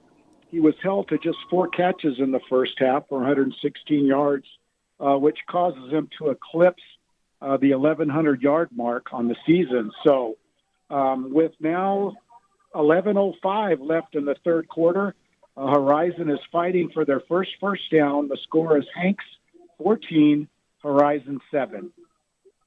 All right, Joey, thank you so much. Great job out there from Excalibur Stadium. Halftime now just into the third quarter. Hanks leading Horizon 14-7. Now this game nearing final. Let's head out to Clint's Lions Stadium. Clint and Fort Stockton get an update from Adrian Tellis. Adrian. And we're done out here where Fort Stockton pitches the second half shutout. Your final, Fort Stockton 54, the Clint Lions 21. Marco Garcia had a great night tonight with 7 for 8 with 138 yards passing and 3 touchdowns, along with Corbin Luna from Fort Stockton, 8 carries for 109 yards rushing with 2 touchdowns. The Lions just couldn't get anything going in the second half down here, boys. So we're looking forward to next week's matchup between Fort Stockton and Monaghan down at Monaghan. So this is your final from Clint. Fort Stockton 54, Clint 21. All right, Adrian Tellus working overtime down there at Clint's Lion Stadium. Thank you so much for that report. And now post-game report brought to you by Boston's Pizza. Adrian, thank you so much. Once again, it's a final. Fort Stockton over Clint, 54-21. Fort Stockton scoring 33 unanswered points in the second half. Paul is bringing in here, leading into next week's game, Fort Stockton and Monaghan's 2 of the top teams in that district. Meanwhile, Clint travels to Mountain View. Going to be tough for Clint, but they played admirably in the first half, tied at 21 at halftime, but the second half sure got away from them. Yeah, and I assume that's going to be at Fort Stockton. I'm not looking at the schedule, so that's the one advantage. Actually, at Monaghan's, wow. So Fort Stockton starts their district season traveling to El Paso, and then the next week traveling to Monaghan's. That's going to make it doubly tough on them, logging the mileage for those young kids. And as I said, you got to love Monaghan's against anybody in this district. But that will be the battle of the Titans. As for Clinton Mountain View, that's a huge game here in El Paso. Remember, only at the bare minimum, I'm not saying it right, but one team from El Paso at least will make the 1-4A Division II playoffs. It could be more than that if they decide to win some games, but that's why Mountain View Clint and the Fabens Mountain View game going on tonight. Fabens up on that one 14-9 at halftime. That's why those are so important. Which of the 3 El Paso teams are going to reserve their spot in the playoff dance? These games are big. And, oh, by the way, a peculiar week next week, only 4 games, and a couple of them are blowouts. One of the games that we're going to be able to feature quite prominently is that Mountain View Clint game. That's 2 good teams. That's going to be a good game. Mountain View's going to host that one. I believe that one's right again, not looking at a schedule, but that's going to be a huge game along with the SAC game, the 7:30 kickoff, Montwood and is it Pebble Hills. Good. I'm glad somebody's prepared. This is just off of memory, and the memory's starting to go, Bo. You know how it is. There we go. It's still early in the night. Keep some of that memory. We'll go get you. We'll take a break, get you a Pepsi or something like that. We have some scores from around the area. Austin leading San Elizario at halftime, 40-0. Also at halftime, Cathedral leads Chaparral 16-0. Fabens over Mountain View 14-9. A little bit of a shocker there. It's at Wildcat Stadium. It is Anthony over Cristobal at halftime. That should be underway in the second half. We'll get an update to you. Meanwhile, up in the land of enchantment, all of these games at halftime. Carlsbad leads Oregon Mountain 16-7. Centennial leads Hobbs 14-0. And Las Cruces High all over Alamogordo 21-0. That is your Ignitify local scoreboard. Finding a trustworthy person to work on your AC might be difficult. Ignitify is here to help. They have over 20 years of experience in El Paso and a 5-star rating on Google. Don't take it from us. Call them today to set up an appointment. Ignitify is known for maintenance and repairs to your cooling system. Visit ignitifyep.com and get started today. Well, we're going to take a break here on Football Friday Night. Coming back, we're going to head back out to our 915 Tours Game of the Week. America's Trailblazers hosting the Eastwood Troopers. It's a slugfest at the SAC. You're listening to Football Friday Night right here on 600 ESPN El Paso. Welcome back to Football Friday Night right here on 600 ESPN El Paso. It's a week 7 of high school football on the borderland. Let's go to our Ignitify local scoreboard. In our 915 Tours Game of the Week, the Eastwood Troopers lead the America's Trailblazers 20-7. That in the second quarter. We'll have a report from David Guest in just a moment. At halftime, Parkland and Delvi at Matador Stadium. Delvi leads Parkland 42-14. Also at halftime, Isleta leads Bel Air 14-0. Yes, that's a bit of a shocker. Bel Air undefeated so far in the season. Isleta coming into this one just 2-4. But the Indians lead the Highlanders 14-0 at halftime. This game just underway in the third quarter. El Dorado and Coronado tied at 7. We'll have a report from the Iceman, Brandon Cohn, from Quarles Brooks Thunderbird Stadium in just a moment. At R.R. Jones Stadium, El Paso High leads Andress 3-0 at the half. And meanwhile, also at the break, Canutillo leads Burgess 21-0. Riverside all over Irvin at halftime 42-7. And Hanks leads Horizon 14-7. Both of those teams looking for their first district victory of the season. And it's a final from Clint. Fort Stockton tops Clint 54-21. Clint falls to 2-4 on the season. Elsewhere, earlier today at the Student Activities Complex, Pebble Hills defeated Socorro 44-7. At Bowie's Beatty-Semang Stadium, Cathedral leads Chaparral 16-0 at halftime. Austin all over San Eli at halftime 40-0. And Fabens leads Mountain View 14-9, that also at the break. Also at halftime, now in the third quarter, Anthony leads Cristobal 9-0. Then up from the land of enchantment, Carlsbad leads Oregon Mountain at halftime 16-7. Centennial up on Hobbs 14-0. And Las Cruces all over Alamogordo 21-0. Let's go back out to our 915 Tours Game of the Week. Join David Guest for an update on our Game of the Week. David, what do you got for us? Yeah, guys, Americas right now is knocking on the door of Eastwood's end zone inside of the 10-yard line. 3rd and 3 coming up here. I'm going to give you a live time before I fill you in on what just happened. And Americas throws, and it's batted down at the line of scrimmage. 4th and 3 coming up for Americas. Americas is currently down 20-7. Before this drive, 2 drives ago, Americas had a great drive going. They were in the red zone, and they fumbled. It was a 15-yard pass to running back Promessa. He had his fumble recovered by Eastwood. Eastwood then turns the ball over. They went to punt. The punt to the snap to the punter sailed over his head, and that's what set up America's inside of the 15-yard line. 4th and 3 coming right now. America's is going for it. And they've got a touchdown to backup running back who's in place of Cameron Johnson tonight, senior running back Brian Promesse, and Promesse in the end zone. Now 20-13, Eastwood on top of Americas. Extra point coming here for Americas. Eastwood missed that extra point earlier, so Americas could cut the lead to 6 points pending an extra point here. A minute 20 to go. A minute 20 left in the first half. And while I'm here, extra point is good. America's down 20-14. A minute 20 left in the first half. We'll talk about good timing. David Guest, thank you so much for that call. 20-14. Americas getting a touchdown there with just about a minute to go in the first half.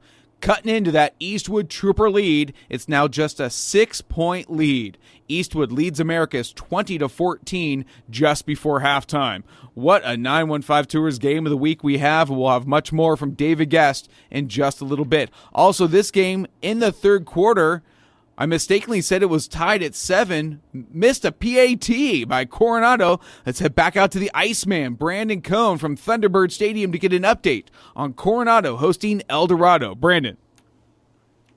4:10 remaining here in the third quarter, and it is a game as El Dorado leaves Coronado 7-6. Coronado came out with a vengeance here in the third quarter as they open when quarterback Wilson scores on the third play from scrimmage on a 57-yard keeper, but the also important PAT was no good, making the score El Dorado 7-6 over Coronado. Just as I'm speaking with 3:45 to go, Dorado knocking on the door there at the Coronado 30, looking to score and continue to take a bigger lead. Worth noting that El Dorado's running back having an amazing night so far. Ryan Estrada back from a 5-week absence, 19 carries, 104 yards, 1 touchdown. 3:34 remaining here in the third quarter at Quarles Brook Stadium. We have a game. It's El Dorado 7, Coronado 6.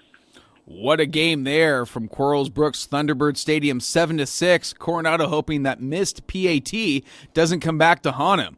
Wow, what a game there. Now time for our out-of-town scoreboard. Paul, what do you got for us? Yeah, well, there's some good ones. District play, by the way, opening up in District 268 tonight. Remember, there's only 6 teams in that one, so 5 weeks is all it takes to knock out a season. And I said, beginning tonight, wow, what a good one to kick it off with. Midland Legacy, the old Midland Lee Rebels, hosting Friendship, possibly the best 2 teams in the district. I would say at this point, the 2 top teams. Legacy 4-1, a tough schedule. Friendship 5-0. That one in the 4th quarter. Midland Legacy hanging on at home. 49-42 up on Friendship. What a game. Pretty good one out at Ratliff as well. The Battle of the Odessas. Permian and Odessa High, those 2 teams a lot closer than normal, but Permian, again, the favorite, hanging on 35-27. Again, a late 4th quarter score. Thursday nighter, Midland High, how good are they? They stay undefeated, move to 6-0 as they take down San Angelo Central. Now 1-5 on the season. Now it looks like Midland's going to slide into that if not better, 4th and final playoff spot. Central looks to be the team based on the first month and a half's performance that's going to slide out. Elsewhere, Tascosa, talking about sliding, just 1-5 going into last night's game, a Thursday nighter, but somewhere they pull out some of the old magic. 33-21, they take down Lubbock Monterey. Huge win for that program that's really been in free fall this season, inexplicably. Elsewhere, Wichita Falls Rider did what they do. 42-21 to handle Abilene Cooper. Abilene Cooper just 1-5 on the season. Rider now 4-2. Amarillo Paladuro is at Lubbock tonight. Lubbock Cooper, a tough non-district schedule. They're in the district now, 35-13. They're up on Amarillo High. That's a good Amarillo team. They come in 2-0 in the district, 3-3 on the season. Lubbock Cooper 1-0, just won their first game last week, looking to move to 4-2. Elsewhere, Abilene, boy, they're a good team as well. Remember, Odessa Permian took them down week 1 all over Amarillo Caprock, 41-0 as they look to move to 5-2. Caprock just 1-5, and just one other game out there. Hereford, they've been a beast this year and continue to be so tonight at Pampa, looking to move to 6-1. Hereford up on top of 2-4 Pampa, 30-13. And Bo Bagley, that is your first out-of-town scoreboard of Week 7. There we go, putting Paul to work here tonight. Paul McKinnon, thank you very much. We have an update from Riverside's Riverfront Stadium. Riverside now up 49-7 on Irvin High School. A 4-yard touchdown pass by the Rangers. Rangers looking to go to 5-2 overall, looking for their first district victory in their district opener. Once again, 49-7 Riverside over Irvin.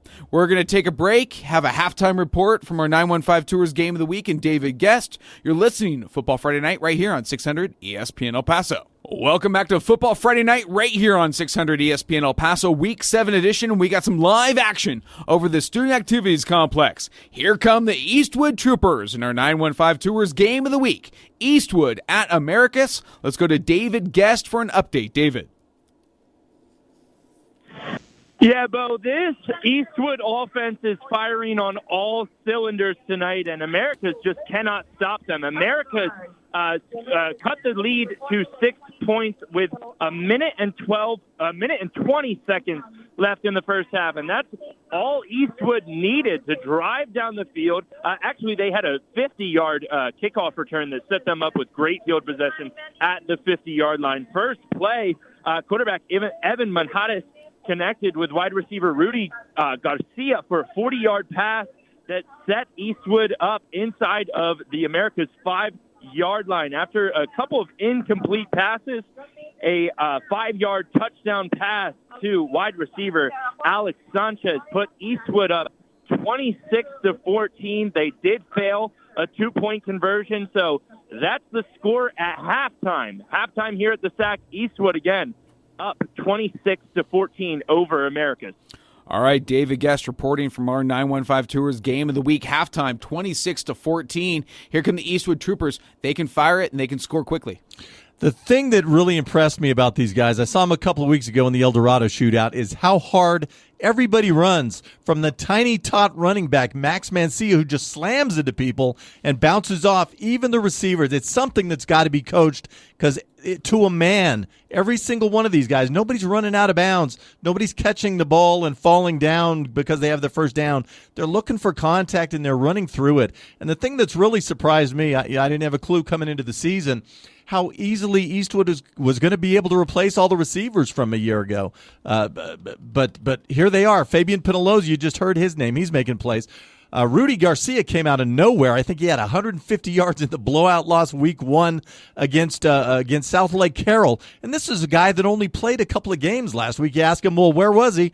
Well, we just couldn't find time for him. Well, there he is. The Luana kids catching touchdowns. You just heard Alex Sanchez caught a touchdown pass, a little 5-yarder right before halftime. What a great time to score a TD going into half. He had a big game against El Dorado. Actually caught the game winner, little 4-yard throwback pass where they just dragged him across the formation or rolled right and threw it back left. Beautiful call to win that one. Of course, the interception return sealed that one late. But at some point, Julio Lopez, you just got to give him credit. A lot of this has to do with the scheme where you can just grab new guys every year. I think this is his 10th year on the job. I believe he took over in 2014, and just year after year they plug in guy after guy, and almost without exception, just put a quality on the field. You know, they've had their little hiccups. I think the one year they missed the playoffs, the one I can think of, well, what'd they do? Well, last game of the season, they took on 9-0 Montwood and knocked those guys off. So even when they don't go to the playoffs, Eastwood has been able to go into the offseason feeling pretty good about themselves. And the way they're playing now, oh, by the way, they're wanted throughout the years has been to give up big leads. They did it to Pebble Hills a few weeks ago, so don't throw dirt on Americas yet. But this is an exciting time to be an Eastwood Trooper fan. They're as good as they've ever been. Absolutely. And once again, leading the America's Trailblazers in our 915 Tours Game of the Week halftime, Eastwood up on America's 26-14. Well, at halftime score, this was all Del Valle, especially the first half. 42-14 Del Valle over Parkland at halftime. For an update, let's go to Jeremy Caraco at Matador Stadium. Jeremy. 7:47 and counting in the third quarter. It's Del Valle still holding on to a 42-21 lead over the Parkland Matadors. And the Matadors currently at the Del Valle 15-yard line, looking at a third down and goal from there. So a tough position for the Matadors here. We'll see what they do. As far as Del Valle, they have been carried on the night by Jake Fetty, 280 yards through the air, 2 touchdowns, and on the ground as well, 2 touchdowns. And leading receiver Rune Nunez having a breakout game with 130 yards and 2 touchdowns. Parkland takes a timeout, and I will let you guys off here. So we are at 7:27 third quarter. It's Del Valle leading Parkland 42-21. All right, Jeremy, thank you so much. 42-21. We'll see if the Parkland Matadors can get back into this one. We have a score update from Hanks Excalibur Stadium. Horizons QB quarterback goes 64 yards into QB keeper. It's now just a 3-point game. Hanks now up on Horizon 17-14. We'll hear from Joey in just a little bit. We have some score updates. Also, Austin High leads Senelli now in the third quarter 47-0. Canutillo over Burgess 28-0 in the third quarter, and Riverside leading Irvin 49-7. Once again, that also in the third quarter. Let's go out to, so far, the shocker of the night. Isleta shocking Bel Air 14-0 at halftime. Once again, hate to repeat myself, but Bel Air entering this game undefeated on the season. Just their second district game overall. Isleta just 2-4 on the season. For an update, let's go to Joe Rodriguez down at the reservation. Joe.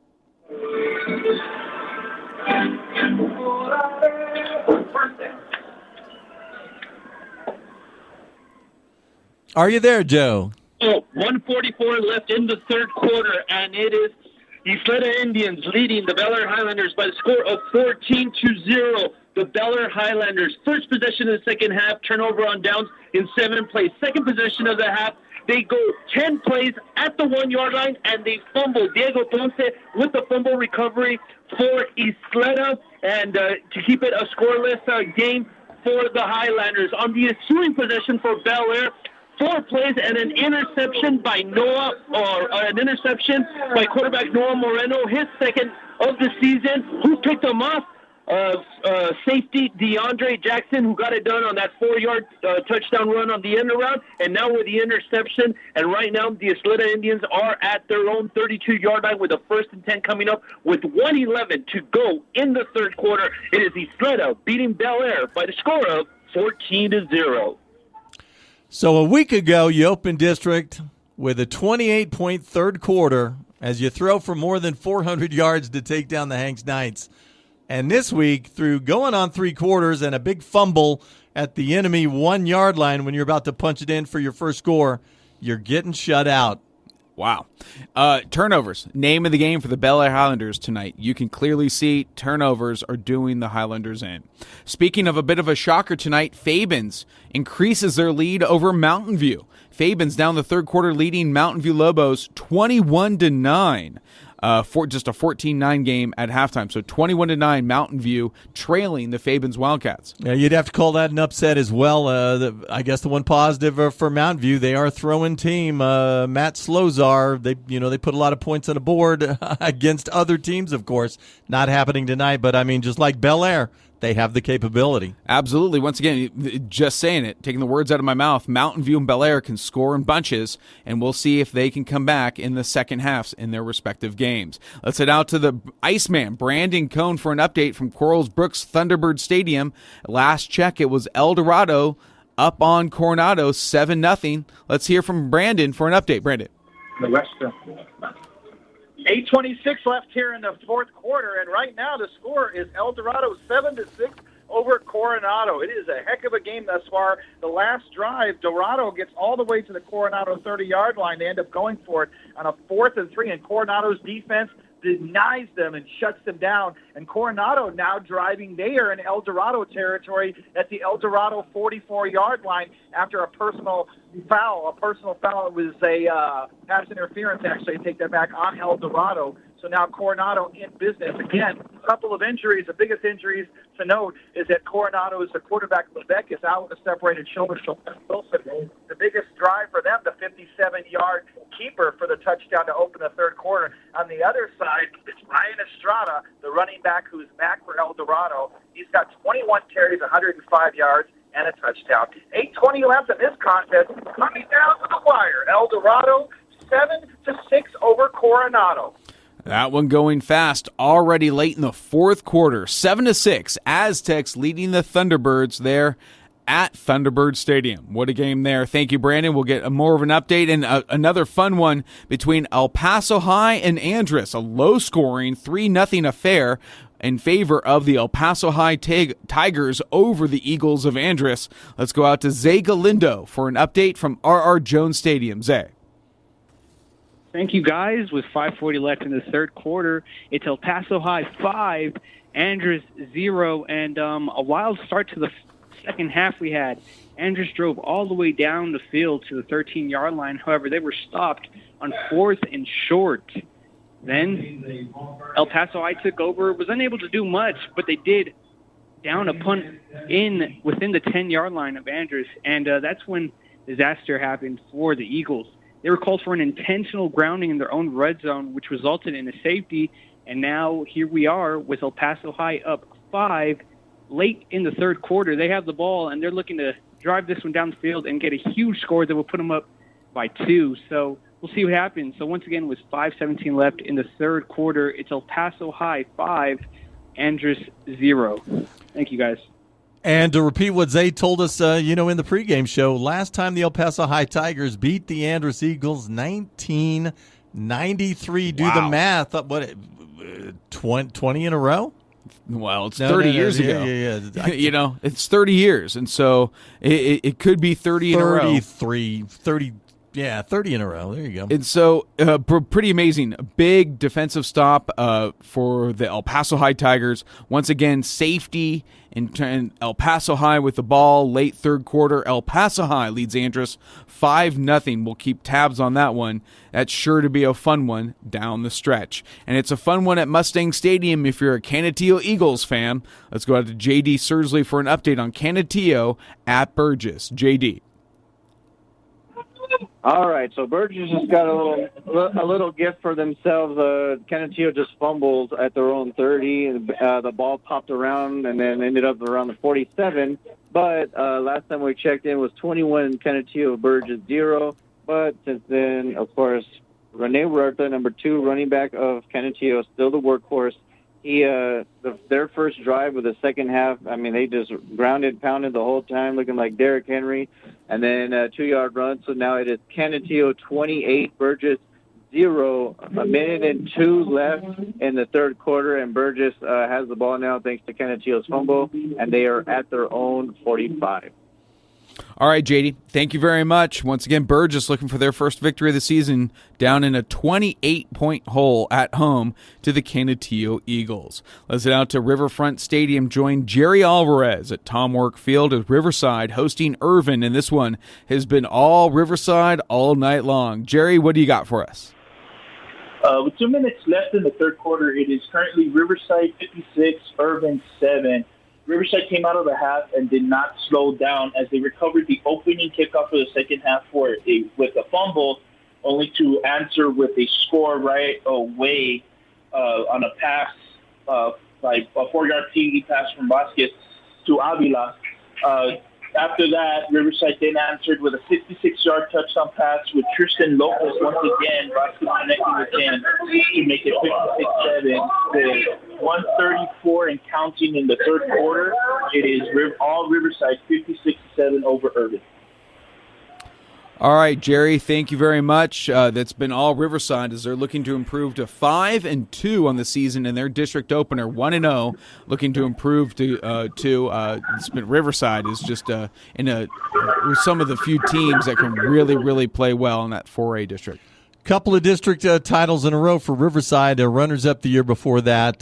They've been really good, and they just replaced parts they've kind of done in Eastwood this year.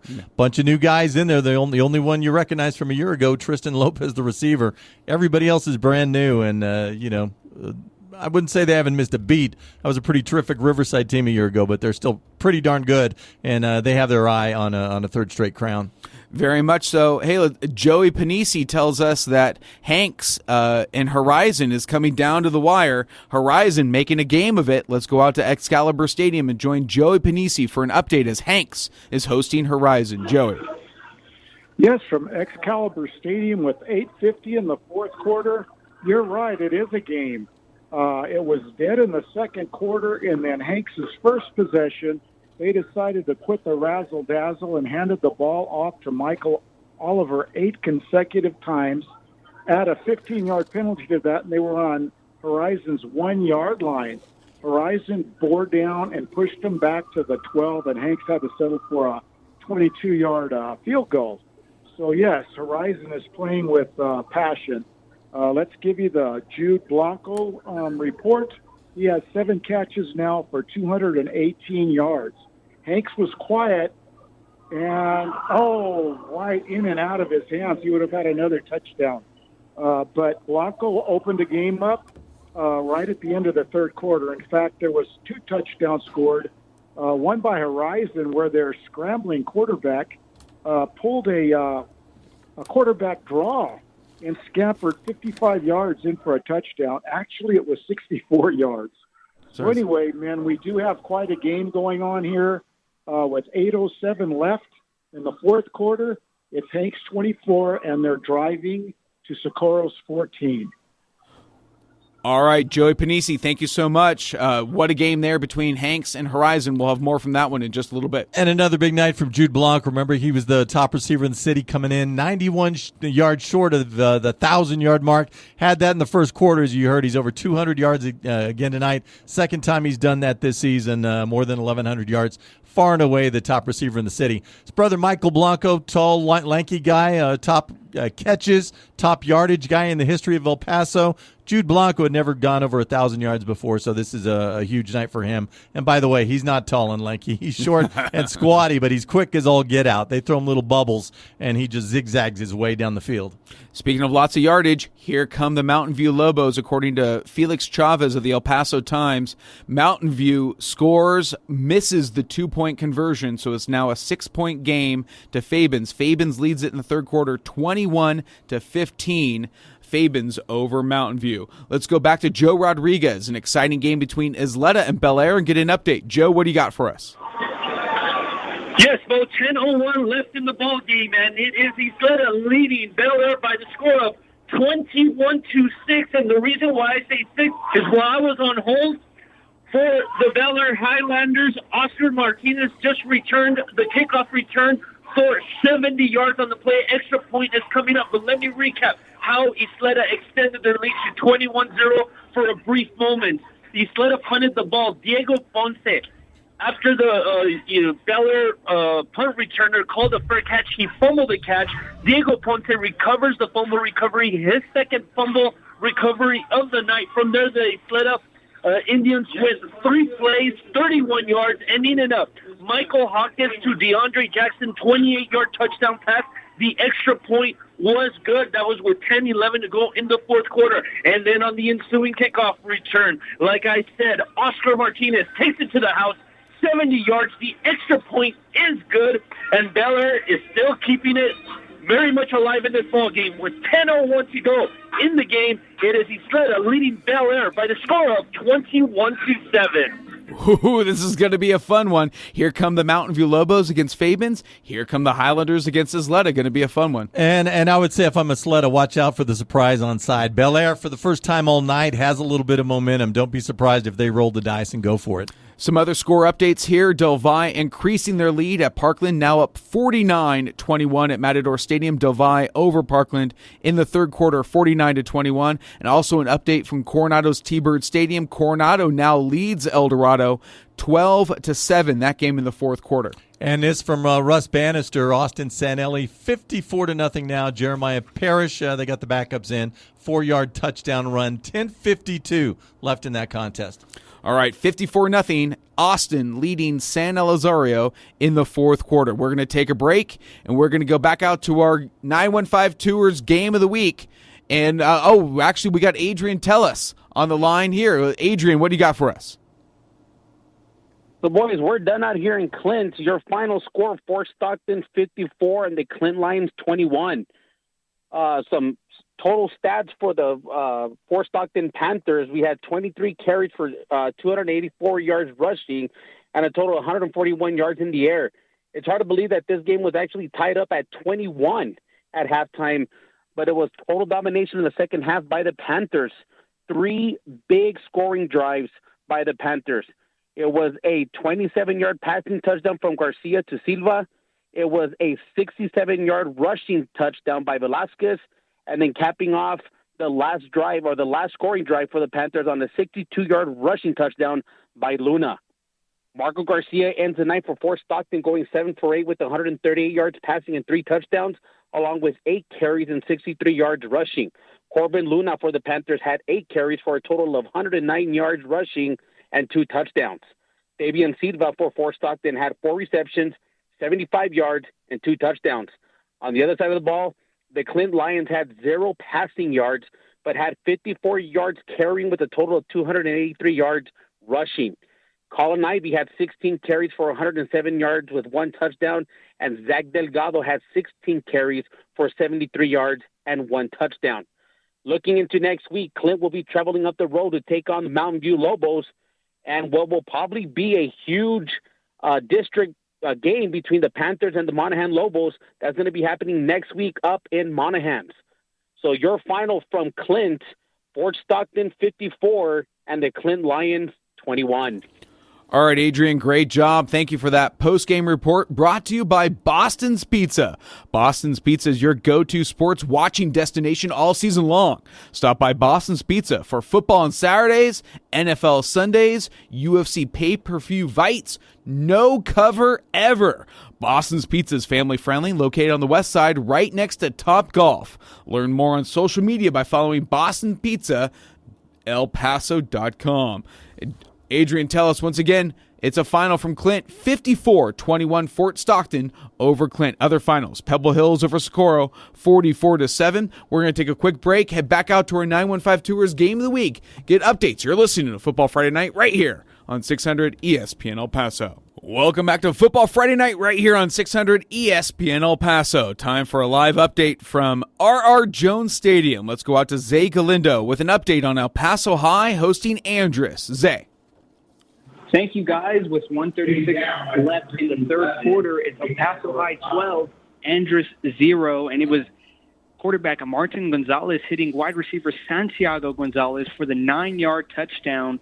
They put El Paso up 12-0. That was set up from a fumble recovery by linebacker Edgar Garcia. They gave the Tigers the ball in plus territory, and El Paso High was able to punch it in, the first touchdown from both of these teams tonight. So once again, with 1:36 left in the third quarter, it's El Paso High 12, Andress 0.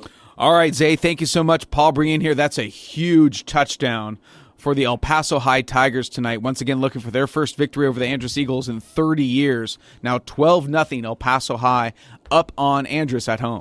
And we've been talking about this since week one. You know, the bottom of the district, we already know Canutillo and Chapin are the class. And when those two get together, that's going to be the clash of the Titans. Everybody else is kind of the same. Burgess winless. El Paso High, they haven't played much of a schedule. Andress has all that young talent, but, they haven't beaten anybody of consequence either. So those teams, throw in Jefferson. Jefferson doesn't have a win yet this season, but they're in the mix. You got 4 teams fighting for 2 playoff spots. It's Canutillo, it's Chapin, and then it's everybody else for those last 2 spots, and that includes Andress. Boy, what a shocker this will be if El Paso's able to hold them off. It's not the first time we've said it. It'd be the first time since 1993 that the El Paso High Tigers have beaten the Andress Eagles. Once again, El Paso High leads Andress 12-0 in the third quarter. Let's get an update from our 915 Tours Game of the Week. Eastwood at Americus at last check. It was 26-14 Eastwood over Americus at halftime. Let's get an update from David Guest from the Student Activities Complex. David. Yeah, Bo, score remains the same. Eastwood on top of Americus 26-14, but the second half has just started. Americus has the ball first. They've got a 3rd and long coming up here and an incomplete pass just now. Quarterback Mark Moore was trying to find wide receiver Anthony Miranda, who has 2 catches for 23 yards on that drive, but that forces a turnover. Now, that was the first drive of the half. America's now turned over for the 3rd time tonight, and that's costly because Eastwood's offense has been unstoppable. 250 yards in the first half, 250 all-purpose yards coming from quarterback Evan Manjares, 146 yards passing, a touchdown score, 104 on the ground, and 2 touchdown scores. So Evan Manjares and Eastwood's offense gets the ball back. They're going to be starting at their own 15-yard line with a 26-14 lead. 7:24 to go in the third quarter here at the SAC. And Bo, starting to separate out at Excalibur Stadium. The Hanks Knights on the board again. Joey Panisi tells us Marcus Portis, 5-yard quarterback keep. Actually, a quarterback draw right through the heart of the Rising defense. Hanks Knights started to take over that one. 31-14 now. They lead that one. I believe it's in the fourth quarter. Okay. All right, let's head out to Brandon Cone, get an update from Thunderbird Stadium, a slugfest between Coronado and El Dorado. Brandon, what do you got for us? 38 seconds left in this one. Coronado 12, El Dorado 7. How about this at the 7:25 of this contest? Coronado takes the lead when their running back Thomas Murray scores a spectacular 30-yard touchdown. The 2-point try was no good, making the score Coronado 12-7 over El Dorado. Worth noting that this is a must-win game for Coronado. They win, they still mathematically have a shot at making the playoffs at 1-6. Very windy this evening, as if you can't tell. Coronado, though, running the clock out with ease. With the last 5 minutes, they have had an amazing drive as they're about to score. Put the cherry on top. That's a 4-yard touchdown run by Murray. As he puts the cherry on top, puts a bow on it, and that'll be good night, Irene. So we have 31 seconds to go. Coronado, barring the extra point, is going to take this one and get a great victory, election victory, first victory since week 1 against Chapin. As Coronado leads this one 18-7 over El Dorado. All right, Iceman Brandon Cohn from Thunderbird Stadium, thank you very much. Looks like Coronado's going to walk away with this one. Pending an extra point, they are up 18-7 with just about 10 seconds to go in this game. Big win for Coronado. And Brandon makes a great point. Coronado loses this one. Remember, they'd already played 4 district games. 9 teams in the district. That means everybody gets one team gets a bye every week. The other 8 play. Well, Coronado hasn't had their bye yet. Already had 4 losses coming into this one. If you finish the season 4-4, you still have a shot. Not a great shot, but you got a shot at one of those top 4 playoff spots. If you lose and have 5, and that's what would have happened to Coronado tonight, if they stayed down 7-0 to El Dorado, they would have gone to 0-5 in the district. Their season playoff chances would have been done. El Dorado has 1 less game, so even though they lose tonight, they fall to 0-4 where Coronado was coming in. They still have a chance to win out. Ryan Estrada back in the lineup. We'll see what that does for them. If they find a way to win out against some good 6A competition, finish 4-4, they still have a remote shot. And what Brandon said is what Coronado exactly has, the same remote shot. They are now 1-4 in the season, a chance to win their last 3 games and hopefully get some kind of iceberg of a block of 3 or 4 teams that are all tied, and you have to go to tiebreakers to find out who's going to the playoffs. Yeah. Fun game over there. It's going to be a lot of fun. Looks like a big win for the Coronado T-Birds, especially tonight, Thunderbird Stadium. Riverside Rangers tack on a field goal by Diego Padilla, according to our reporter Jerry Alvarez. Rangers now up on Irvin High School 59-7. We also have an update from Cathedral over at Bowie's Beatty Semang Stadium. Cathedral now up on Chaparral 28-0, that game in the 4th quarter. We'll do a quick Ignitify local scoreboard when we come back and hear more from our Football Friday Night reporters. You're listening to Football Friday Night right here on 600 ESPN El Paso. Welcome back to Football Friday Night. We have some final scores from the borderland.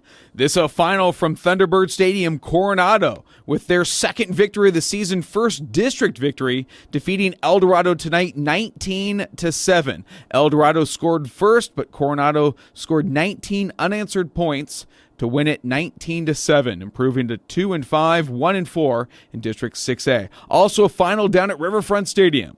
Riverside tops Irvin 59-7. Riverside improves to 5-2 overall in their district opener.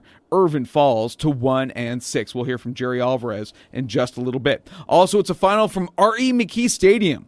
Austin High tops San Elizario 54-7.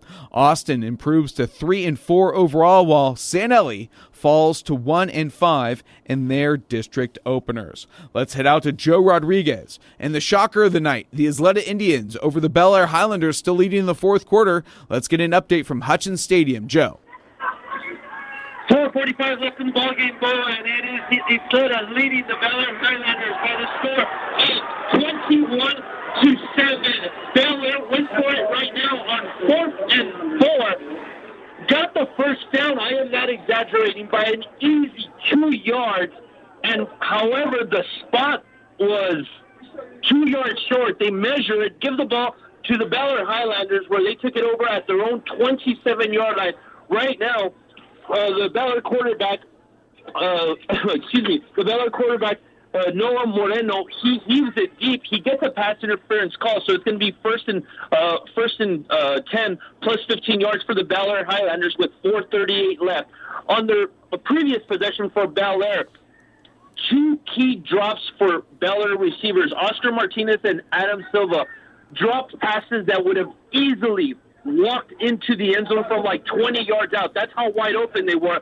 They could not come up with the ball, and leading to a Bel Air turnover of downs, and that just about sums up what has been tonight for Bel Air. Just a game where they have continued to make key mistakes in pivotal moments to allow for what this game has become. I'm going to go ahead and send it back to you in the studio. It's going to be 1st and 10 for the Bel Air Highlanders at their own 43-yard line with 4:38 left. It is Isleta leading Bel Air by the score of 21-7. Wow, still a shocker there at the reservation. Thank you, Joe. Isleta leading Bel Air 21-7 in the 4th quarter. Another exciting game still going on over at El Paso High School. El Paso High hosting Andress. Let's go out to Zay Galindo for an update. Zay.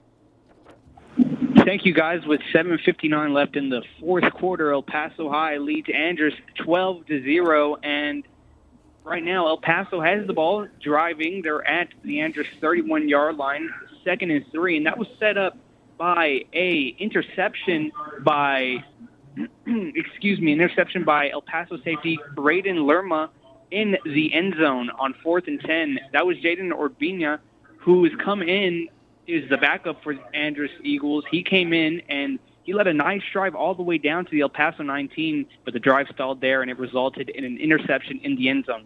So right now, El Paso High driving with 7:45 left, up 12-0 on the Andress Eagles. Thanks, guys.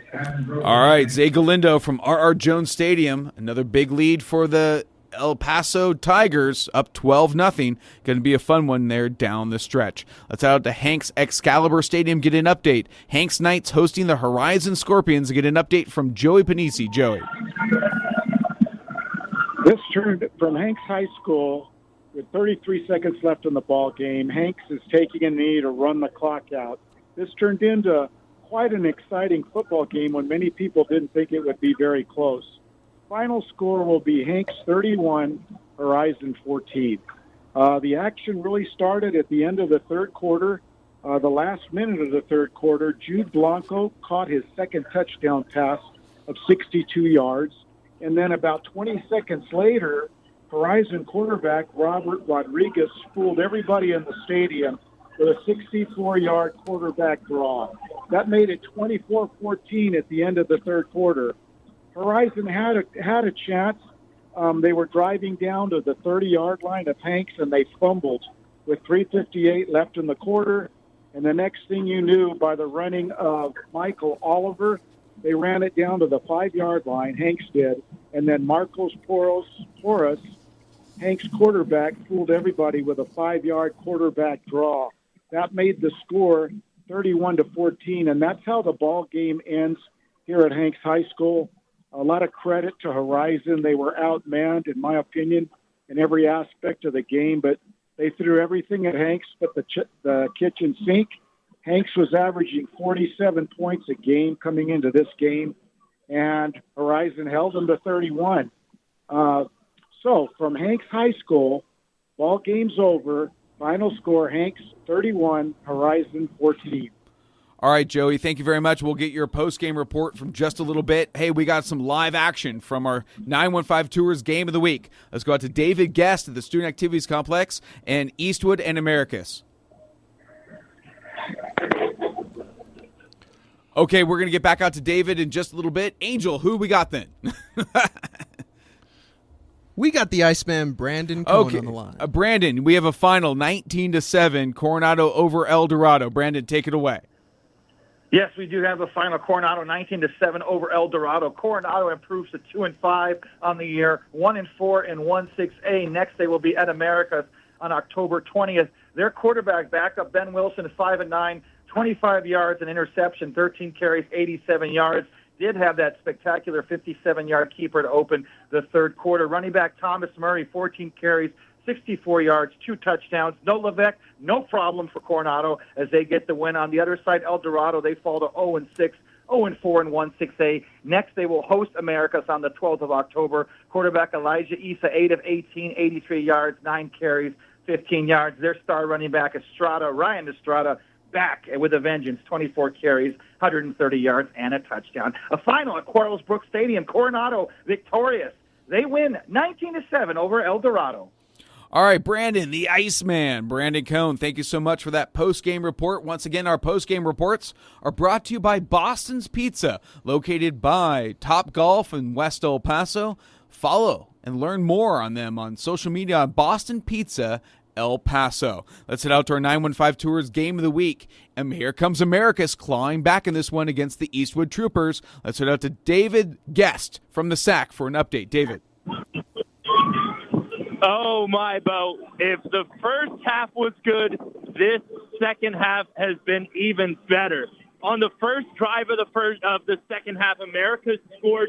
Eastwood got the ball back deep in their own territory, and just the second interception of the season thrown by Evan Minajades. It was Anthony Miranda at the 15-yard line. His 5th interception of the year. He returned it 45 yards to get into the 5-yard line of Eastwood. couple plays later, quarterback Mark Moore ran in a 2-yard touchdown score to cut Eastwood's lead to 26-21. Eastwood got the ball back, drove down the field, converted a 4th and long on an acrobatic one-handed catch by Rudy Garcia that went for 20 yards, but then 4 plays later turns the ball over, going again on 4th and long. So Americas now takes over at their own 30-yard line, down 26-21, 48 seconds left in the third quarter. Second down coming up. I'll give you one more play. And Americas loses yards. So 3rd and long coming up. Again, Eastwood up 26-21. Final seconds of the third quarter here at the SAC. Plenty more to come. All right, that's going to be a blast. A 915 Tours game of the week. Just a 5-point lead for the Eastwood Troopers over the Americas Trailblazers. The late game at the Student Activities Complex as it's winding down the third quarter. David, thank you so much. Hey, we got some real-time action, a live update from Isleta's Hutchins Stadium. Let's go out to Joe Rodriguez as Isleta is hosting Bel Air. Joe. 3:58 left in the ballgame. Isleta leads Bel Air by the score of 21-14. Bel Air, after getting the ball back off of a controversial spot, goes 73 yards in 6 plays, capped off by a Eddie Reyes 1-yard touchdown pass. And right now, Bel Air just went for the outside kick, and Isleta recovered. It's going to be their ball at their own 41-yard line with 3:56 to go in the ball game. It is Isleta leading Bel Air by the score of 21-14. Paul, you called it. Not only the onside kick, but here comes that Bel Air offense. If they don't turn the ball over, again, turnovers have been key for the Highlanders today. But if they don't turn the ball over, they can score in bunches, and here they come. 21-14, just a touchdown separates Isleta and Bel Air at Hutchins Stadium. Yeah, a couple of first downs if you're on the Isleta side of this, ready to pull the big upset. Couple of first downs ought to get it done. Whatever timeouts Bel Air has left, get those away, get the time off the clock. If you don't give them the ball back, they can't score any more points. And we got a real-time live update from R.R. Jones Stadium. Let's go out to Zay Galindo for an update on El Paso High hosting Andress. Zay. Thank you, guys. With 5:49 left in the fourth quarter, El Paso High leads the Andress Eagles 12-7, but Andress just got on the board for the first time today. It was quarterback Jaden Orbina hitting his wide receiver Eric Blucher for a 45-yard touchdown to put the Eagles on the board.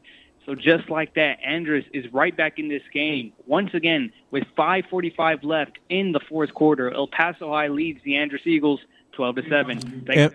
And Blucher, another one of those sophomores we're talking about. He's their top receiver, but these guys are young. And by the way, you heard a replacement at the quarterback position as well, looking to spark the offense. At least for the moment, looks like it worked. Just one touchdown away. And this Andress team doesn't want to be the first one to lose Del Paso in 30 years, and I think they're going to pull out all the stops to try and not make that happen tonight. Absolutely. What a game there. 12-7. El Paso High leads Andress with 5:49 to go in the fourth quarter. We have an update from Parkland's Matador Stadium per Jeremy Karanko, our Football Friday Night reporter at Matador Stadium. Touchdown Delvi, Jonathan Estrada, a 76-yard kickoff return for a touchdown as Delvi now takes a 63-28 lead over Parkland in the fourth quarter. And all done from Ratliff Stadium. Not time for an out-of-town scoreboard yet, but I thought you might want to hear this one. Odessa High comes from behind and takes down the Permian Panthers. The mojo goes down. 49-42. Odessa wins that one. Oh, by the way, in a shootout, Midland Legacy hangs on against Friendship. It gives them their first loss of the season. 63-56 at the building formerly known as Midland's Grande Communications Stadium. Yes. Wow. What a game for Odessa High over Permian. That's a tough loss. It's a huge first night for District 2 6A. Absolutely. What a game and what a night here. We've got some finals all over the borderland. We got some exciting action. We're going to take you everywhere, including our 915 Tours game of the week. Just a 5-point game, 26-21. Eastwood leading Americas in the fourth quarter. We'll have much more. You're listening to Football Friday Night right here on 600 ESPN El Paso. Welcome back to Football Friday Night. I'm Bo Bagley alongside Paul McKinnon and producer Angel Munoz. We have finals all over the borderland, but we have an exciting game over at the Student Activities Complex, our 915 Tours Game of the Week. Eastwood at Americus. For an update, let's go to David Guest. David. Okay, we're going to get out to David in just a moment. Last check, it was entering the fourth quarter. It was 26-21, the Eastwood Troopers leading the Americas Trailblazers. Going to be a fun one leading into the fourth quarter. But Eastwood just turned the football over again. Ball's back in the hands of the Americas Trailblazers as they look to drive and take a lead late in this one. How many close games have the Trailblazers had this season? It looks like another one is going to go down to the wire. They love these close games, but they've been playing well. Remember, they are 3-1 in 6A right now. Okay, let's go out to Zay Galindo. We'll get out to our Americas Eastwood 915 Tours Game of the Week game in just a moment. Let's head out to Zay Galindo at R.R. Jones Stadium for an update on El Andrés and El Paso High. Zay. Thank you, guys. With 4:11 left in the fourth quarter, we have a great game. It's Andrés up 15-12 over the El Paso Tigers. And it was a Jordan Owens end-around from 12 yards out that gave Andrés the lead. And that was set up by a Orbiña 37-yard pass to Blucher. Once again, they put Andrés in the red zone, and they converted there. Jared Gordon was able to get the pass on the two-point conversion that gave Andrés those extra 2 points, and they're now up by a field goal. So with 4:11 left, El Paso will try and drive down the field to either tie or take a lead, but their offense has been a little behind the pedal today in the second half. Once again, 4:05 left in the fourth quarter. Andrés up on El Paso High, scoring 15 unanswered. It's Andrés 15, El Paso 12. Thanks, guys.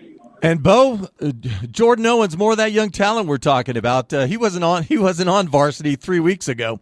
The little brother of those Owens twins who both graduated, the big tall receivers from a year ago.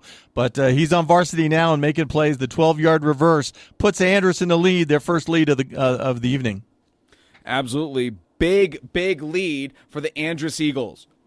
Now let's head out to our 915 Tours Game of the Week. Join David Guest for an update on Eastwood and Americus. David, take it away. Yeah, Americas right now is looking to make a comeback on Eastwood. Just took over and they were driving into Eastwood territory, but they just had a muff snap that they lost 12 yards on, and then quarterback Mark Moore took a sack for a loss of 6. He's going long on 3rd and long, and he's intercepted. Eastwood intercepts inside of their own 10-yard line, and they are going to take over with a 26-21 lead. Just 5 minutes and 15 seconds left to go in this one. Yeah, so Eastwood taking over at their own 10-yard line. That is tough for Americas, who really didn't have much room for error here. Eastwood, Americas rather, is going to need a stop here if they want to stay in this one. Again, Eastwood up 26-21, taking over at their own 10-yard line with 5 minutes and 15 seconds to go. And Bo, Eastwood is right in a position where they've been a couple of times this season. Close game, 5-ish minutes on the clock. They did this a week ago against Coronado. They did it several weeks ago against Pebble Hills. They were able to drive the field, kill the clock, take away the other team's timeouts, and walk away to victory. We're going to see once again if Eastwood is able to do that tonight against pesky Americas. What a game there. It's going to be a fun game here towards the end. We got a lot of fun games. Speaking of fun games, let's go out to Joe Rodriguez. Isleta holding on. Can they hold on against the undefeated Bel Air Highlanders? Joe, take it away. 39 seconds left in the ball game, and it is Isleta leading Bel Air by the score of 21-14. Bel Air had a 4th and 5 at the Isleta 37-yard line, and quarterback Noah Moreno fumbled the football, recovered by middle linebacker Adrian Robles. Robles is the second leading tackler on this team with 34 tackles on the season. He recovers the ball.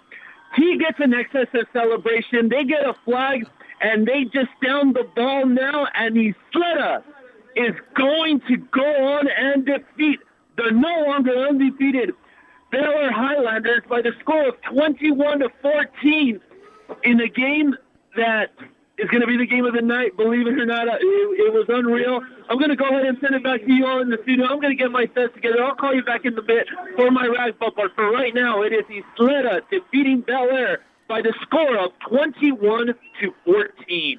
All right, Joe Rodriguez from the reservation at Hutchins Stadium. Isleta topping previously undefeated Bel Air 21-14.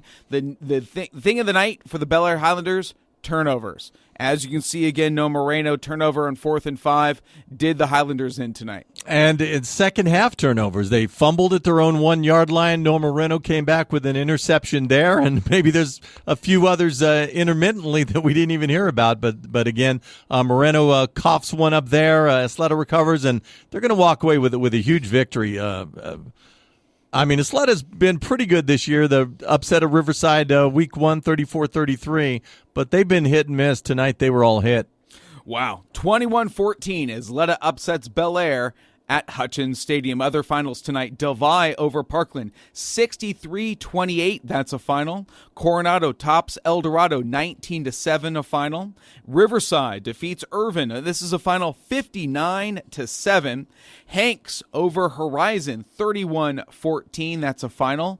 Fort Stockton defeats Clint, 54-21, a final. Earlier today at the SAC, Pebble Hills tops Socorro, 44-7. Austin all over Sanelli, 54-7, the final. Cathedral defeats Chaparral at Bowie's Beatty-Semaine Stadium. This is a final. Cathedral improves to 4-3 with a 41-0 victory over the Chaparral Lobos. And what a big game and comeback for the Mountain View Lobos. Mountain View comes back to defeat Fabens 22-21. Eric Dominguez, a 25-yard touchdown reception with just a little over 5 minutes left in that one. That was the game winner. There you go. Mountain View improves to 5-1, 1-0 in district, while Fabens falls to 3-3, 0-1. Another final up in the land of enchantment. Las Cruces High defeats Alamogordo 48-21. Las Cruces High just 3-4 overall, but 2-0 in district. That's a big win for the Las Cruces Bulldogs.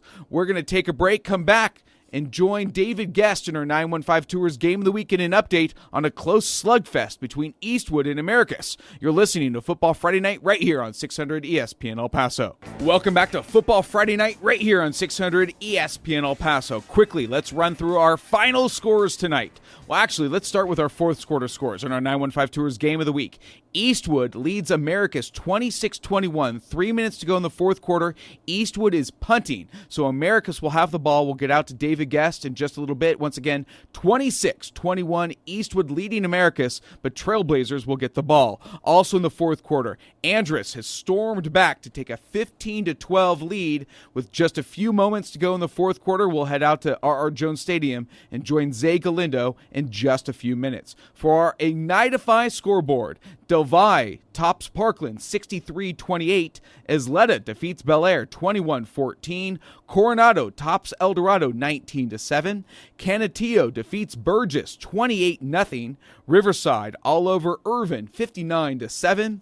Hanks tops Horizon 31-14. Fort Stockton defeats Clint 54-21. In 6A earlier today, Pebble Hills defeated Socorro 44-7.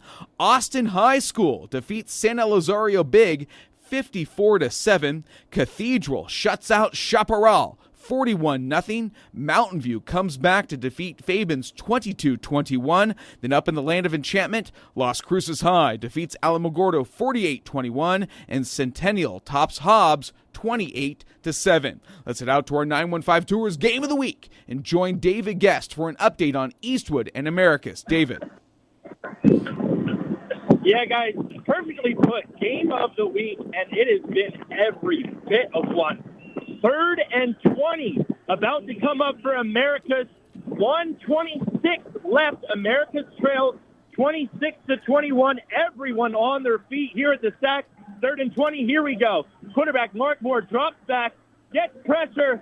He's going to run for it. He's got 10 yards. He's got 15. He's going to be stopped short. He's going to be stopped 4 yards short of a first down. 4th and 4 coming after a 16-yard quarterback keeper by Mark Moore. Actually, pardon me, it's a little bit longer than that. It's looking like a 4th and 6. 4th and 6, clock running, under a minute to go. 1 timeout left for America, 2 for Eastwood. Quarterback Mark Moore setting up in the shotgun by himself in the shotgun formation. 5 receivers, an empty set, and timeout taken by Americas. So Americas is now out of timeouts. 43 seconds left. 4th and about 6 coming for Americas. I'll stay with you if you absolutely. will keep me on. David, please stay on the phone. We're going to go out to Zay Galindo. We have an update from Andress and El Paso High. David, stay on the phone. We're going to get to Zay Galindo right now for an update on Andress and El Paso High School. Zay. Thank you, guys. This one has just gone final. It's Andress pulling out the comeback, scoring 15 unanswered, winning 15-12 over the El Paso High Tigers. And this one was a wild one, and it was sealed by an interception once again by Andrew Carvajal off of El Paso quarterback Martin Gonzalez, and that gave Andress the ball with about 3 minutes left. They got 1 first down, and they were able to run the clock out after that. So once again, a final here at R.R. Jones Stadium. Andress 15, El Paso High 12. Back to you guys.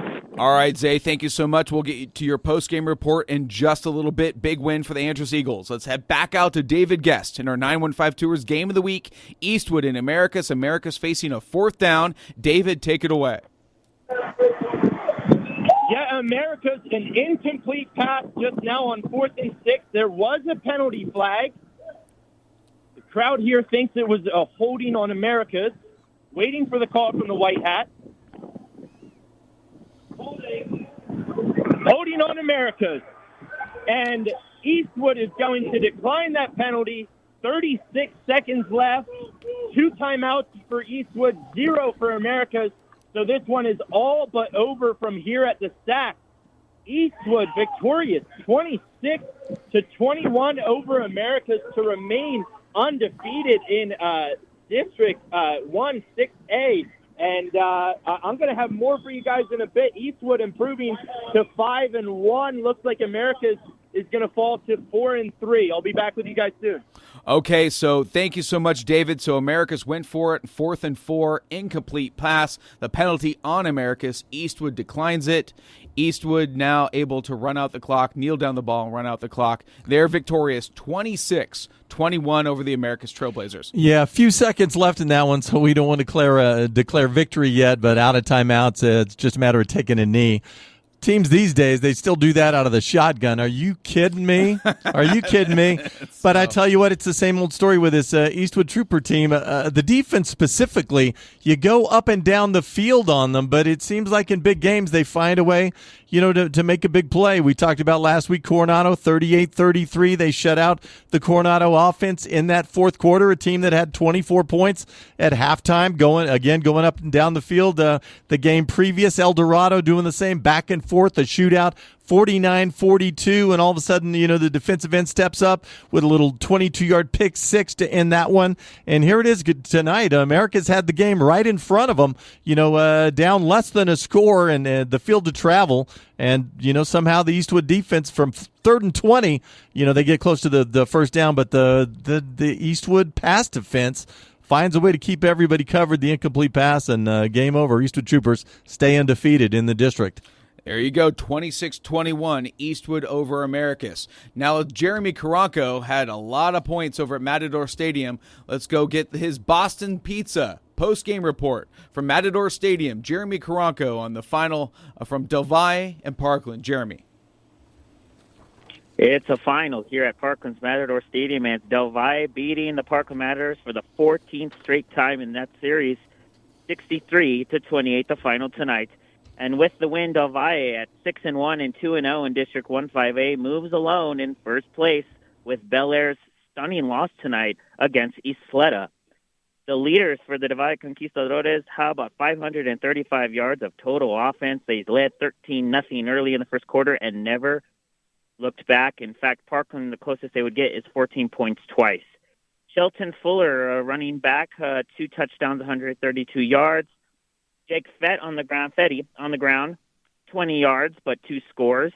And through the air, a great night for the sophomore quarterback, 14 out of 18, 367 yards and 3 touchdowns. And their leading receivers tonight, 2 over 100 yards on the night. Jonathan Estrada, 157 yards and 2 touchdown receptions. And Ryu Nunez, 134 yards and 2 touchdowns on the night. For Parkland, Kayla Martinez returned a kickoff back for a touchdown for the second straight game, 3 in total in his last 2 matchups, giving him a great night again for Parkland, but too much to climb back into it. In fact, Anthony Carrillo had a great game despite losing 184 yards and 2 scores. In fact, a 91-yard touchdown run late in the fourth quarter. And Eric Ortiz, 159 yards, no touchdowns or interceptions on the night. Fabian Cervantes, the leading receiver for the Matadors in the loss, 6 receptions for 72 yards. Parkland falling to 4-3 and 1-1 tonight. And Del Valle, a huge win. They have dominated the season, and with their offense, it looks like they might be the district champs, but we still have lots of season left, so we'll see what happens. So a final here tonight at Parkland Matador Stadium. It's Del Valle hammering the Parkland Matadors 63-28. All right, Jeremy Caranco, thank you so much. Once again, 63-28 Del Valle over Parkland. Let's head out to get a final. It's Canutillo over Burgess tonight. Let's meet up with J.D. Sursley for our Boston's Pizza postgame report. J.D. Canutillo all night. Caleb Hanna, who was the workhorse for Burgess, definitely helped them with his fumbles, but he did have over 100 yards. Every time that Burgess, had looked like they were going to have something going and get something going, they just would get a penalty. They would bounce back, the fumbles. And then Canutillo, the workhorse for them, Rene Huerta, he was only averaging about maybe 50 yards a game, but with the abysmal defense that Burgess didn't know that they were supposed to have, he ran over 200 yards, 217 by the calculations I have, 3 total touchdowns. Jeremiah Knox, number 12, the quarterback, had a touchdown of his own. Canutillo definitely just ran all over them. Burgess had no answer. 28-0, the final over here at Mustang Stadium. All right, JD, thank you so much. 28-0 Canutillo over Burgess tonight. Canutillo improving to 4-2. Let's head out. It's a final from Riverfront Stadium, Riverside over Irvin. Let's get our Boston's Pizza postgame report from Jerry Alvarez. Jerry. Yes, all over here at Riverside High School.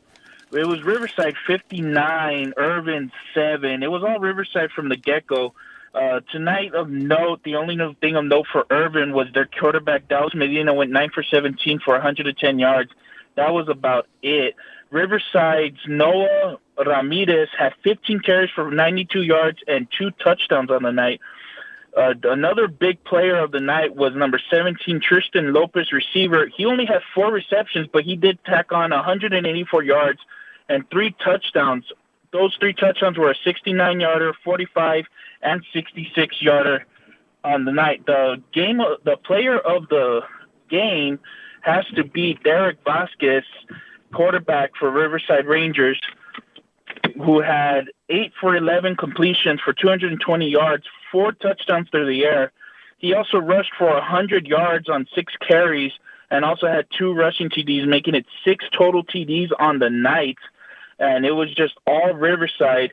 Riverside advances to 5-2 on the season. Irvin drops to 1-6. Riverside 1-0 in district play. Next week they take on the Bowie Bears at Bowie, and Irvin will travel over to San Eli for their next district game. Once again, it was just all the Riverside Rangers, 59 to Irvin 7. All right, Jerry Alvarez, thank you so much. Riverside improving to 5-2. What a big game next week. Riverside at 5-2, Bowie at 5-1. Going to be a really fun game. That could be the game for the district next week. Riverside Bowie, I'm pretty sure. Riverside Sanelli next week. Riverside Sanelli next week. Wait a minute. I thought it was. You just want to ignore next week, and I can't blame you for that because the games we're looking at, Mighty Eastwood, who we just saw get past Americas tonight, they host winless Socorro coming in. Riverside, who had that huge win tonight. They get Sanelli, who had the huge loss tonight, 54-7 to Austin. Those are going to be wonderful games. I was looking ahead. I was getting really excited for that Riverside Bowie game. Bowie actually hosts Irvin High School on Thursday night. Hey, let's head out to Joe Rodriguez. What a game by the Isleta Indians at home over the Bel Air Highlanders. For the final wrap-up, let's go to Joe Rodriguez at Hutchins Stadium. Joe. Thank you very much, Bo. They're getting ready to kick me out here at the press box at Hutchins Stadium on the campus of Isleta High School, where the Isleta Indians have defeated the Bel Air Highlanders by the score of 21-14. What a night for the Isleta Indians, who capitalized defensively, did not let one of the most prominent offenses in the borderland do what they do, holding the offense of the Bel Air Highlanders tonight to a total of 272 yards, 173 through the ground, only 99 through the air. This is a team that, coming into tonight, averaged 461 offensive yards per game. What can I say? Turnovers were the story of this game. Defensive penalties were the story of this game. Bel Air comes up, or the Isleta defense was able to produce 4 turnovers tonight. A pair by the defensive lineman, Diego Bonte, who came up with 2 fumble recoveries. DeAndre Jackson came up with a big interception. And at the end of the night, Adrian Robles, the middle linebacker, comes up with the fumble when quarterback Noah Moreno for Bel Air on the last play of the game. Quickly for the Isleta Indians, they had 15 first downs. They had carried the ball 47 yards for 171 total yards. Quarterback for tonight, sophomore Michael Hawkins, was the quarterback that got the call today for Coach Joe Martinez. The sophomore went 6 for 10 total on the night for 62 yards, a total of 233 yards for the Isleta Indians, but that was enough to beat the undefeated Bel Air Highlanders. Next week for Bel Air, they hit the road and play at Parkland, while the Isleta Indians play at Horizon. I know Isleta is on a bye, but I don't know about Bel Air. But yes, those are the next games for these two teams. I'm going to go ahead and wrap it up and leave it all. Send it back to you all in the studio. From out here in the reservation, I'm Joe Rodriguez, where the Isleta Indians have defeated the Bel Air Highlanders by the score of 21-14. Yeah, and Bo, of course, we talked about no good games next week, so you won't be seeing Bel Air Parkland next week. But 2 weeks from now, likely our game of the week, Bel Air looking. In fact, both teams looking to bounce back and stake their claim for maybe second place in what's a terrific district, and who knows what either of those teams eventually will do with Del Valle down the road. Very much so, absolutely. Once again, Isleta upsets Bel Air 21-14, the final at Isleta's Hutchins Stadium. Joe Rodriguez, thank you very much. Let's head out to Hanks Excalibur Stadium, get a Boston's Pizza postgame report from Joey Panisi after a big win for the Hanks Knights. Joey. Yes, it's final here at Hanks Stadium, where the Hanks Knights beat the Horizon Scorpions by a score of 31-14. As expected, receiver Jude Blanco put on a clinic tonight, and the game started with quite a bang. Hanks, on the very first play of the game, connected on a 75-yard TD strike from Marcus Porras to Jude Blanco. So it made it 7-0 with just 9 seconds gone in the game. Later in the quarter, 4:38, Oliver scored. Get his first name. I'm sorry, Michael Oliver scored on a 28-yard TD run with 4:38 in the first quarter, making it Hanks 14, Horizon 0. Then, not to be outdone, running back from Horizon, Julio Jimenez, took a snap, scrambled around the left side, and went 50 yards for a touchdown. So going into the half, the score was Hanks 14, Horizon 7. No scoring in the second quarter, which was rather dull. However, defensive specialist from Hanks, Chris Ramirez, recorded his third sack of the night. He was in the backfield all night of Horizon and just made their offense just miserable. Going into the third quarter, there was still no scoring, and then everything erupted with about 1:36 left. Victor Gutierrez connected on a 22-yard field goal after Horizon had held on a 1st and goal from the 1-yard line. They pushed Hanks all the way back to the 12-yard line, and Hanks had to settle for a field goal. But then here we go with a minute left. Jude Blanco catches his second touchdown of the night, a 62-yard beauty, making it 24-7. Then, not to be outdone, Horizon quarterback Robert Rodriguez scrambles right up the middle on a quarterback draw for a 64-yard touchdown, making it 24-14. Then, in the fourth quarter, Hanks puts it away with a Marcos Poros 5-yard quarterback draw. Final score, Hanks 31, Horizon 14. Here's some quick stats. I know I've taken a while. Marcos Poros didn't have a usual good night. He rushed for 25 yards and a touchdown, and he passed 7 times for 22 yards, for 7 for 22 for 233 yards and 2 touchdowns. Michael Oliver, after just 5 carries in the first half, was the workhorse in the second half. He carried 15 times. He had a touchdown, and he totaled 140 yards total. And here's the star of the night and probably the star of the season up to this point, Jude Blanco, 6 catches, 218 yards, and 2 touchdowns. That gives him 12 touchdowns on the year. By the way, Porras, quarterback, has accounted for 19 of the touchdowns of the Hanks Knights this year. For Horizon, Robert Rodriguez, he rushed 4 times for 116 yards. He had a 64-yard touchdown. And then Julio Jimenez, the other bright spot on offense, he rushed 13 times for 96 yards and 1 TD. He had a 59-yard touchdown for Horizon. The defensive note of the night, and it was hard to miss, is Chris Ramirez. He just dominated the defensive side of the ball. I had him for 4 sacks and probably assisting on 2 or 3 others.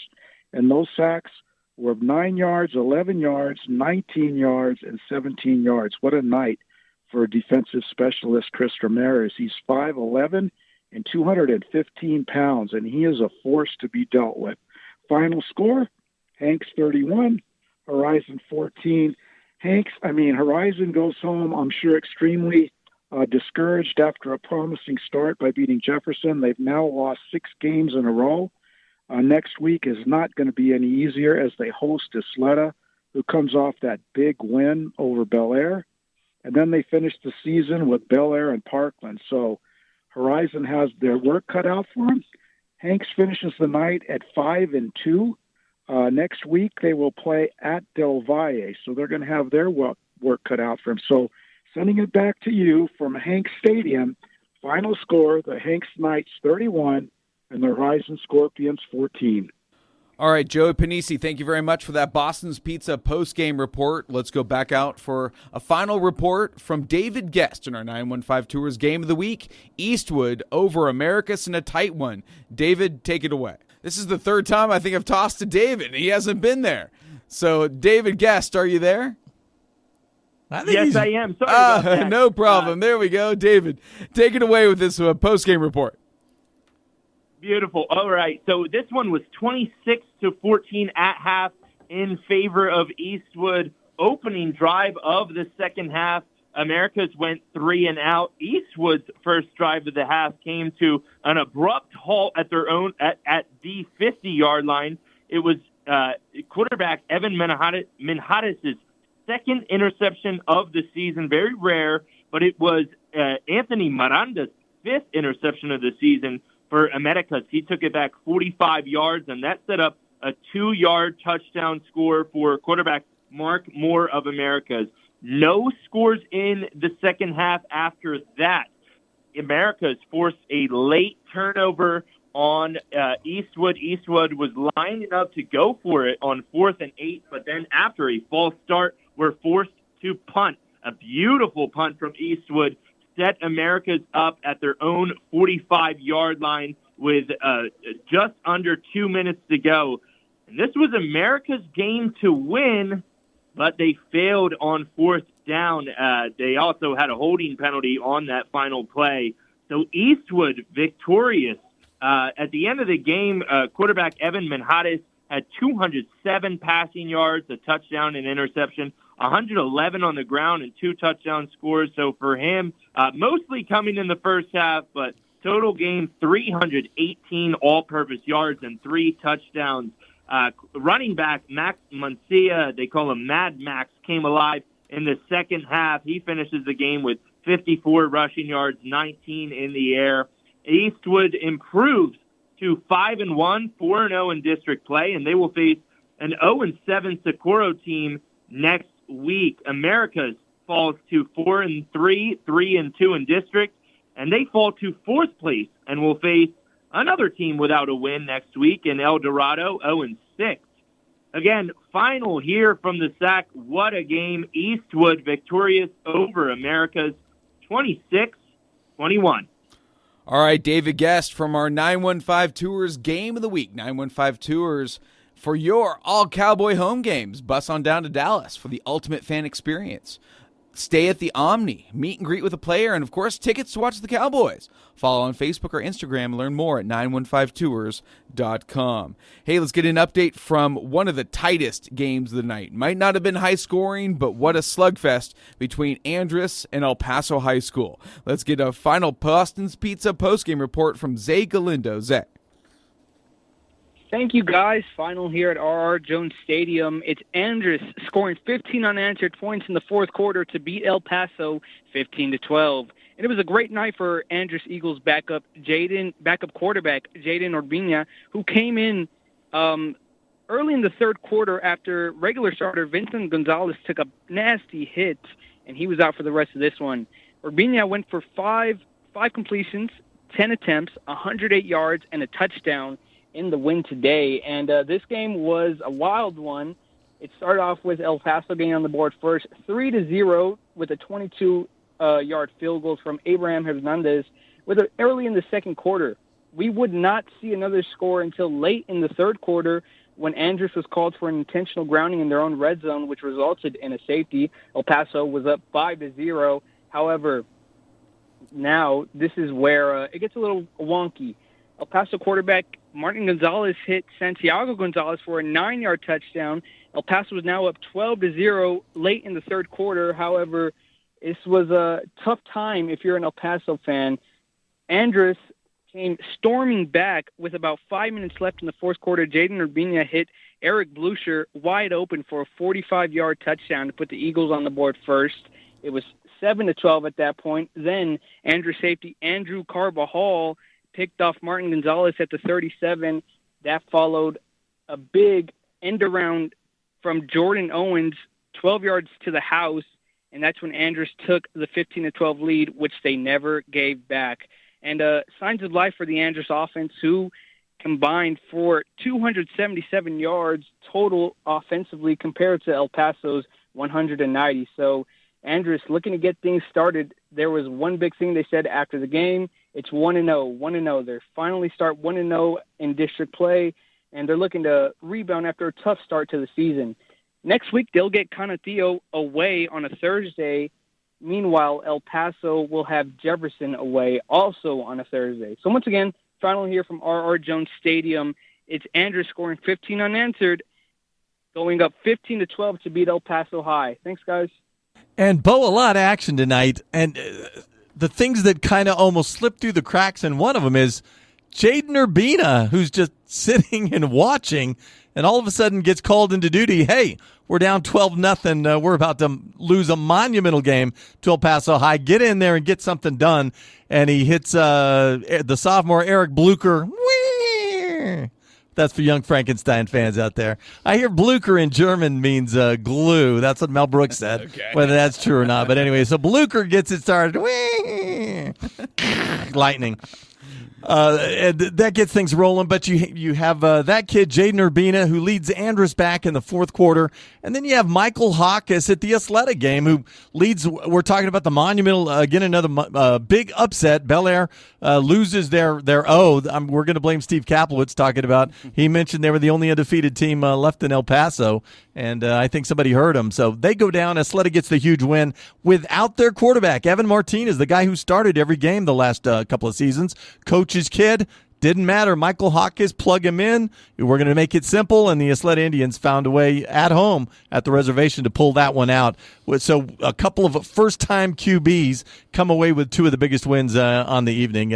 You just can't figure this stuff. You got to love sports. Gotta love it. High school football, week 7, going to be a fun one, and it was a fun one. And now to our Ignitify local scoreboard. Let's go through all of our 6A games. Earlier today, Pebble Hills tops Socorro 44-7. Eastwood tops Americus in our 915 Tours Game of the Week 26-21. Big game from the Eastwood Troopers tonight. On Thursday night, Montwood defeated Eastlake 41-20. Meanwhile, 4-2 Franklin had a much-needed bye this week. Once again, Montwood 41-20 over the Eastlake Falcons. Montwood 4-0, Eastwood 4-0 in 6A. In 5A, Delvia, big one over Parkland tonight, 63-28. That's the final. Ysleta tops Bel Air, 21-14. Bit of a shocker there. Absolutely, Bel Air came into that one undefeated, but big win for the Ysleta Indians. Meanwhile, I forgot El Dorado and Coronado. Coronado tops El Dorado in 6A, 19-7. That is their first district victory for the Coronado T-Birds tonight. Once again, 19-7, the final. At R.R. Jones Stadium, the Andrus Eagles top El Paso High, 15-12. Andrus scored 15 unanswered points to win that one, 15-12. Meanwhile, over at Mustang Stadium, Canutillo topped Burgess 28-0. Riverside defeated Irvin 59-7. Hanks topped Horizon 31-14. Meanwhile, Fort Stockton defeated Clint 54-21. Cathedral all over Chaparral, shutting out the Lobos 41-0. Mountain View defeated Fabens 22-21. Austin High School all over San Elizario 54-7. Up in Las Cruces, Carlsbad, or up, I should say, the Land of Enchantment, Carlsbad defeated Oregon Mountain 29-10. Las Cruces High defeated Alamogordo 48-21, and Centennial defeated Hobbs 28-7. And at last check, the only score we have, Anthony led Cristobal 9-0 in the fourth quarter. Still waiting on a final score from that game.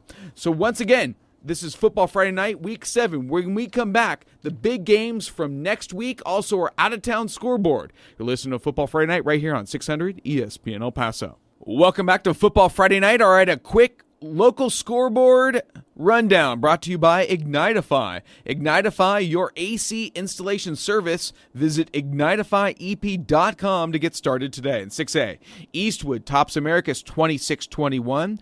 El Dorado falls to Coronado late, 19-7. Coronado picking up their first district victory. Pebble Hills defeats Socorro 44-7. Delvi all over Parkland 63-28. Bel Air falls to Ysleta, first loss of the season for the Highlanders. Ysleta wins it 21-14. Andrus tops El Paso High 15-12. Canutillo shuts out Burgess 28-0. Riverside defeats Irvin 59-7. Hanks all over Horizon 31-14 to 4A.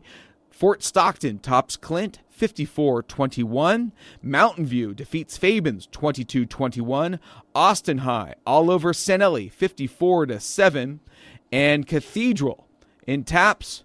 Wow, Cathedral shuts out Chaparral 41-0. Up in the Land of Enchantment at the Field of Dreams, Centennial defeats Hobbs 28-7. Las Cruces High tops Alamogordo 48-21. And Carlsbad defeats Oregon Mountain 29-10. Now time for Football Friday Night out-of-town scoreboard. Here's Paul McKinnon.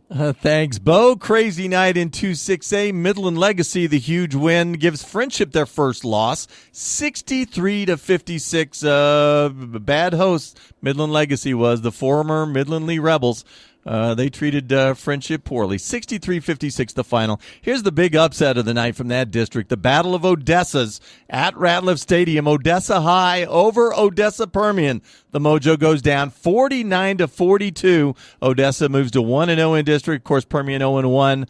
4-2 Odessa is. They're a better team this season. They didn't lose to a bad Odessa team, but still, Permian can't lose to the stepchild. They fall to 3-3 on the season. Thursday nighter, Midland High is good this year. They moved to 6-0 on the season. 45-27 over San Angelo Central. Central, I don't see how they make it to the playoffs this year. Midland High, I think they're going to punch their ticket in the next couple of weeks. Elsewhere, Thursday nighter, Amarillo Tascosa stops their fall with a big 33-21 win over Monterey. Just their second win of the season. Amarillo Tascosa, such a beast, such a power over the last multiple years. Not so much this year, but they got a win last night. Wichita Falls Rider all over Abilene Cooper. 42-21, that also a Thursday nighter. Let's get back to tonight's action. Amarillo Paladuro all over Lubbock High, 40-14, moved to 3-2 on the season. Lubbock drops to 2-4. More district play. Lubbock Cooper at home moves to 4-2, 2-0 in their district. 49-19 winners over previously undefeated in the district. Amarillo High, 3-4, 2-1 now are the Sandys. Elsewhere, Abilene Wiley. Wow, what a fun one in Plainview. They hold off the hosts 36-34. Wiley wins that one, moves to 4-2. Plainview falls to 4-2. Abilene at Caprock, all over Amarillo Caprock. 55-0, move to 5-2 on the season. Caprock falls to 1-6. Just a couple of more scores to District 1-4A, Division 2. We talked about Monahans tonight being a beast. Well, Pecos would swear to that. 49-13 tonight. Monahans moves to 6-0. Pecos drops to 2-4. And last one of the night, another quasi beast, maybe not Monahans level, but close. Hereford moves to 6-1 on the season as they pound homestanding Pampa 44-13 in Bo Bagley for week 7. That is it for your out-of-town scoreboard. Nice job. Thank you very much, Paul McKinnon. As we wind down Football Friday Night, the Week 7 edition, we take a look ahead to Week 8. A fun one. Let's see if Americus can rebound on Thursday night. Americus and El Dorado will play Thursday night at the SAC. Should be a lot of fun. Meanwhile, Bowie hosts Irvin Thursday night. And looks like our early guess would be for our 915 Tours Game of the Week, Montwood and Pebble Hills. The late game next week at the Student Activities Complex. Montwood and Pebble Hills, a lot on the line in that one. Of course, Montwood, the undefeated team in District 6A. Undefeated in district, right. Who would have thought coming into the season that Montwood and Pebble Hills are going to play, and Montwood is possibly the favorite. The one thing I've seen from Montwood, and they looked good last night, a couple of Caleb Alvarez touchdowns.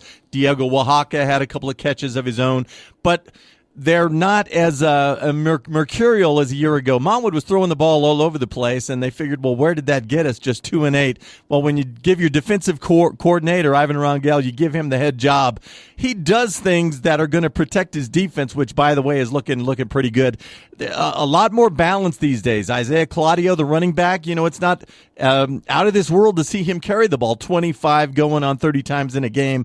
They try to stay balanced. They want to control the clock. They don't want to keep throwing their defense back out on the field every 8.5 seconds or whatever. As I said, the balance seems to work. They're not moving. They're not throwing for as much yardage as they were a year ago, but especially based on last night. Anytime there's like a 3rd and 6, wherever Diego Oaxaca is, that's where the ball is going. Remember, he had 95 balls last year, and I don't think he even has 30 yet, that probably happened last night because he caught like 9 or 10 just eyeballing it. Mm-hmm. But they're a different kind of offense, but they're still effective. And boy, have they really flipped the program, playing well, proper grammar on both sides of the football. And that's why they're still undefeated. Montwood Pebble Hills should be a fun one. But, oh, by the way, do not ignore the Mountain View Lobos and the Clint Lions. Clint gave a good Fort Stockton team everything it wanted tonight in the first half that was tied at 21. They couldn't sustain it throughout the game. And then you have the Mountain View Lobos with in-area rival Fabens trail throughout the night Fourth quarter, they find that a magic elixir, hit the gas, and the 25-yard touchdown pass with 5 minutes left. Eric Dominguez, the big catch, and they win the narrow 22-21 game. You got probably the two best teams in 4A Division II in this area, and they're going to go at it next week, and those things are always a blast. How about another fun one, a 4 p.m. kickoff at the Student Activities Complex? Eastlake hosting Franklin. Franklin 2-2 in district, Eastlake 3-2. That could be a playoff eliminator right there. Should be a fun one. Another fun one. Let's see if Andress can maybe keep some momentum coming back in the fourth quarter there at Canutillo. And once again, the game you just mentioned in 4A, Mountain View is hosting Clint. Should be a fun one up there after a big comeback for the Mountain View Lobos today against Fabens. That does it for Football Friday Night. For producer Angel Munoz, for Paul McKinnon, I'm Bo Bagley, and all of our reporters. Thank you for tuning in to Football Friday Night right here on 600 ESPN El Paso.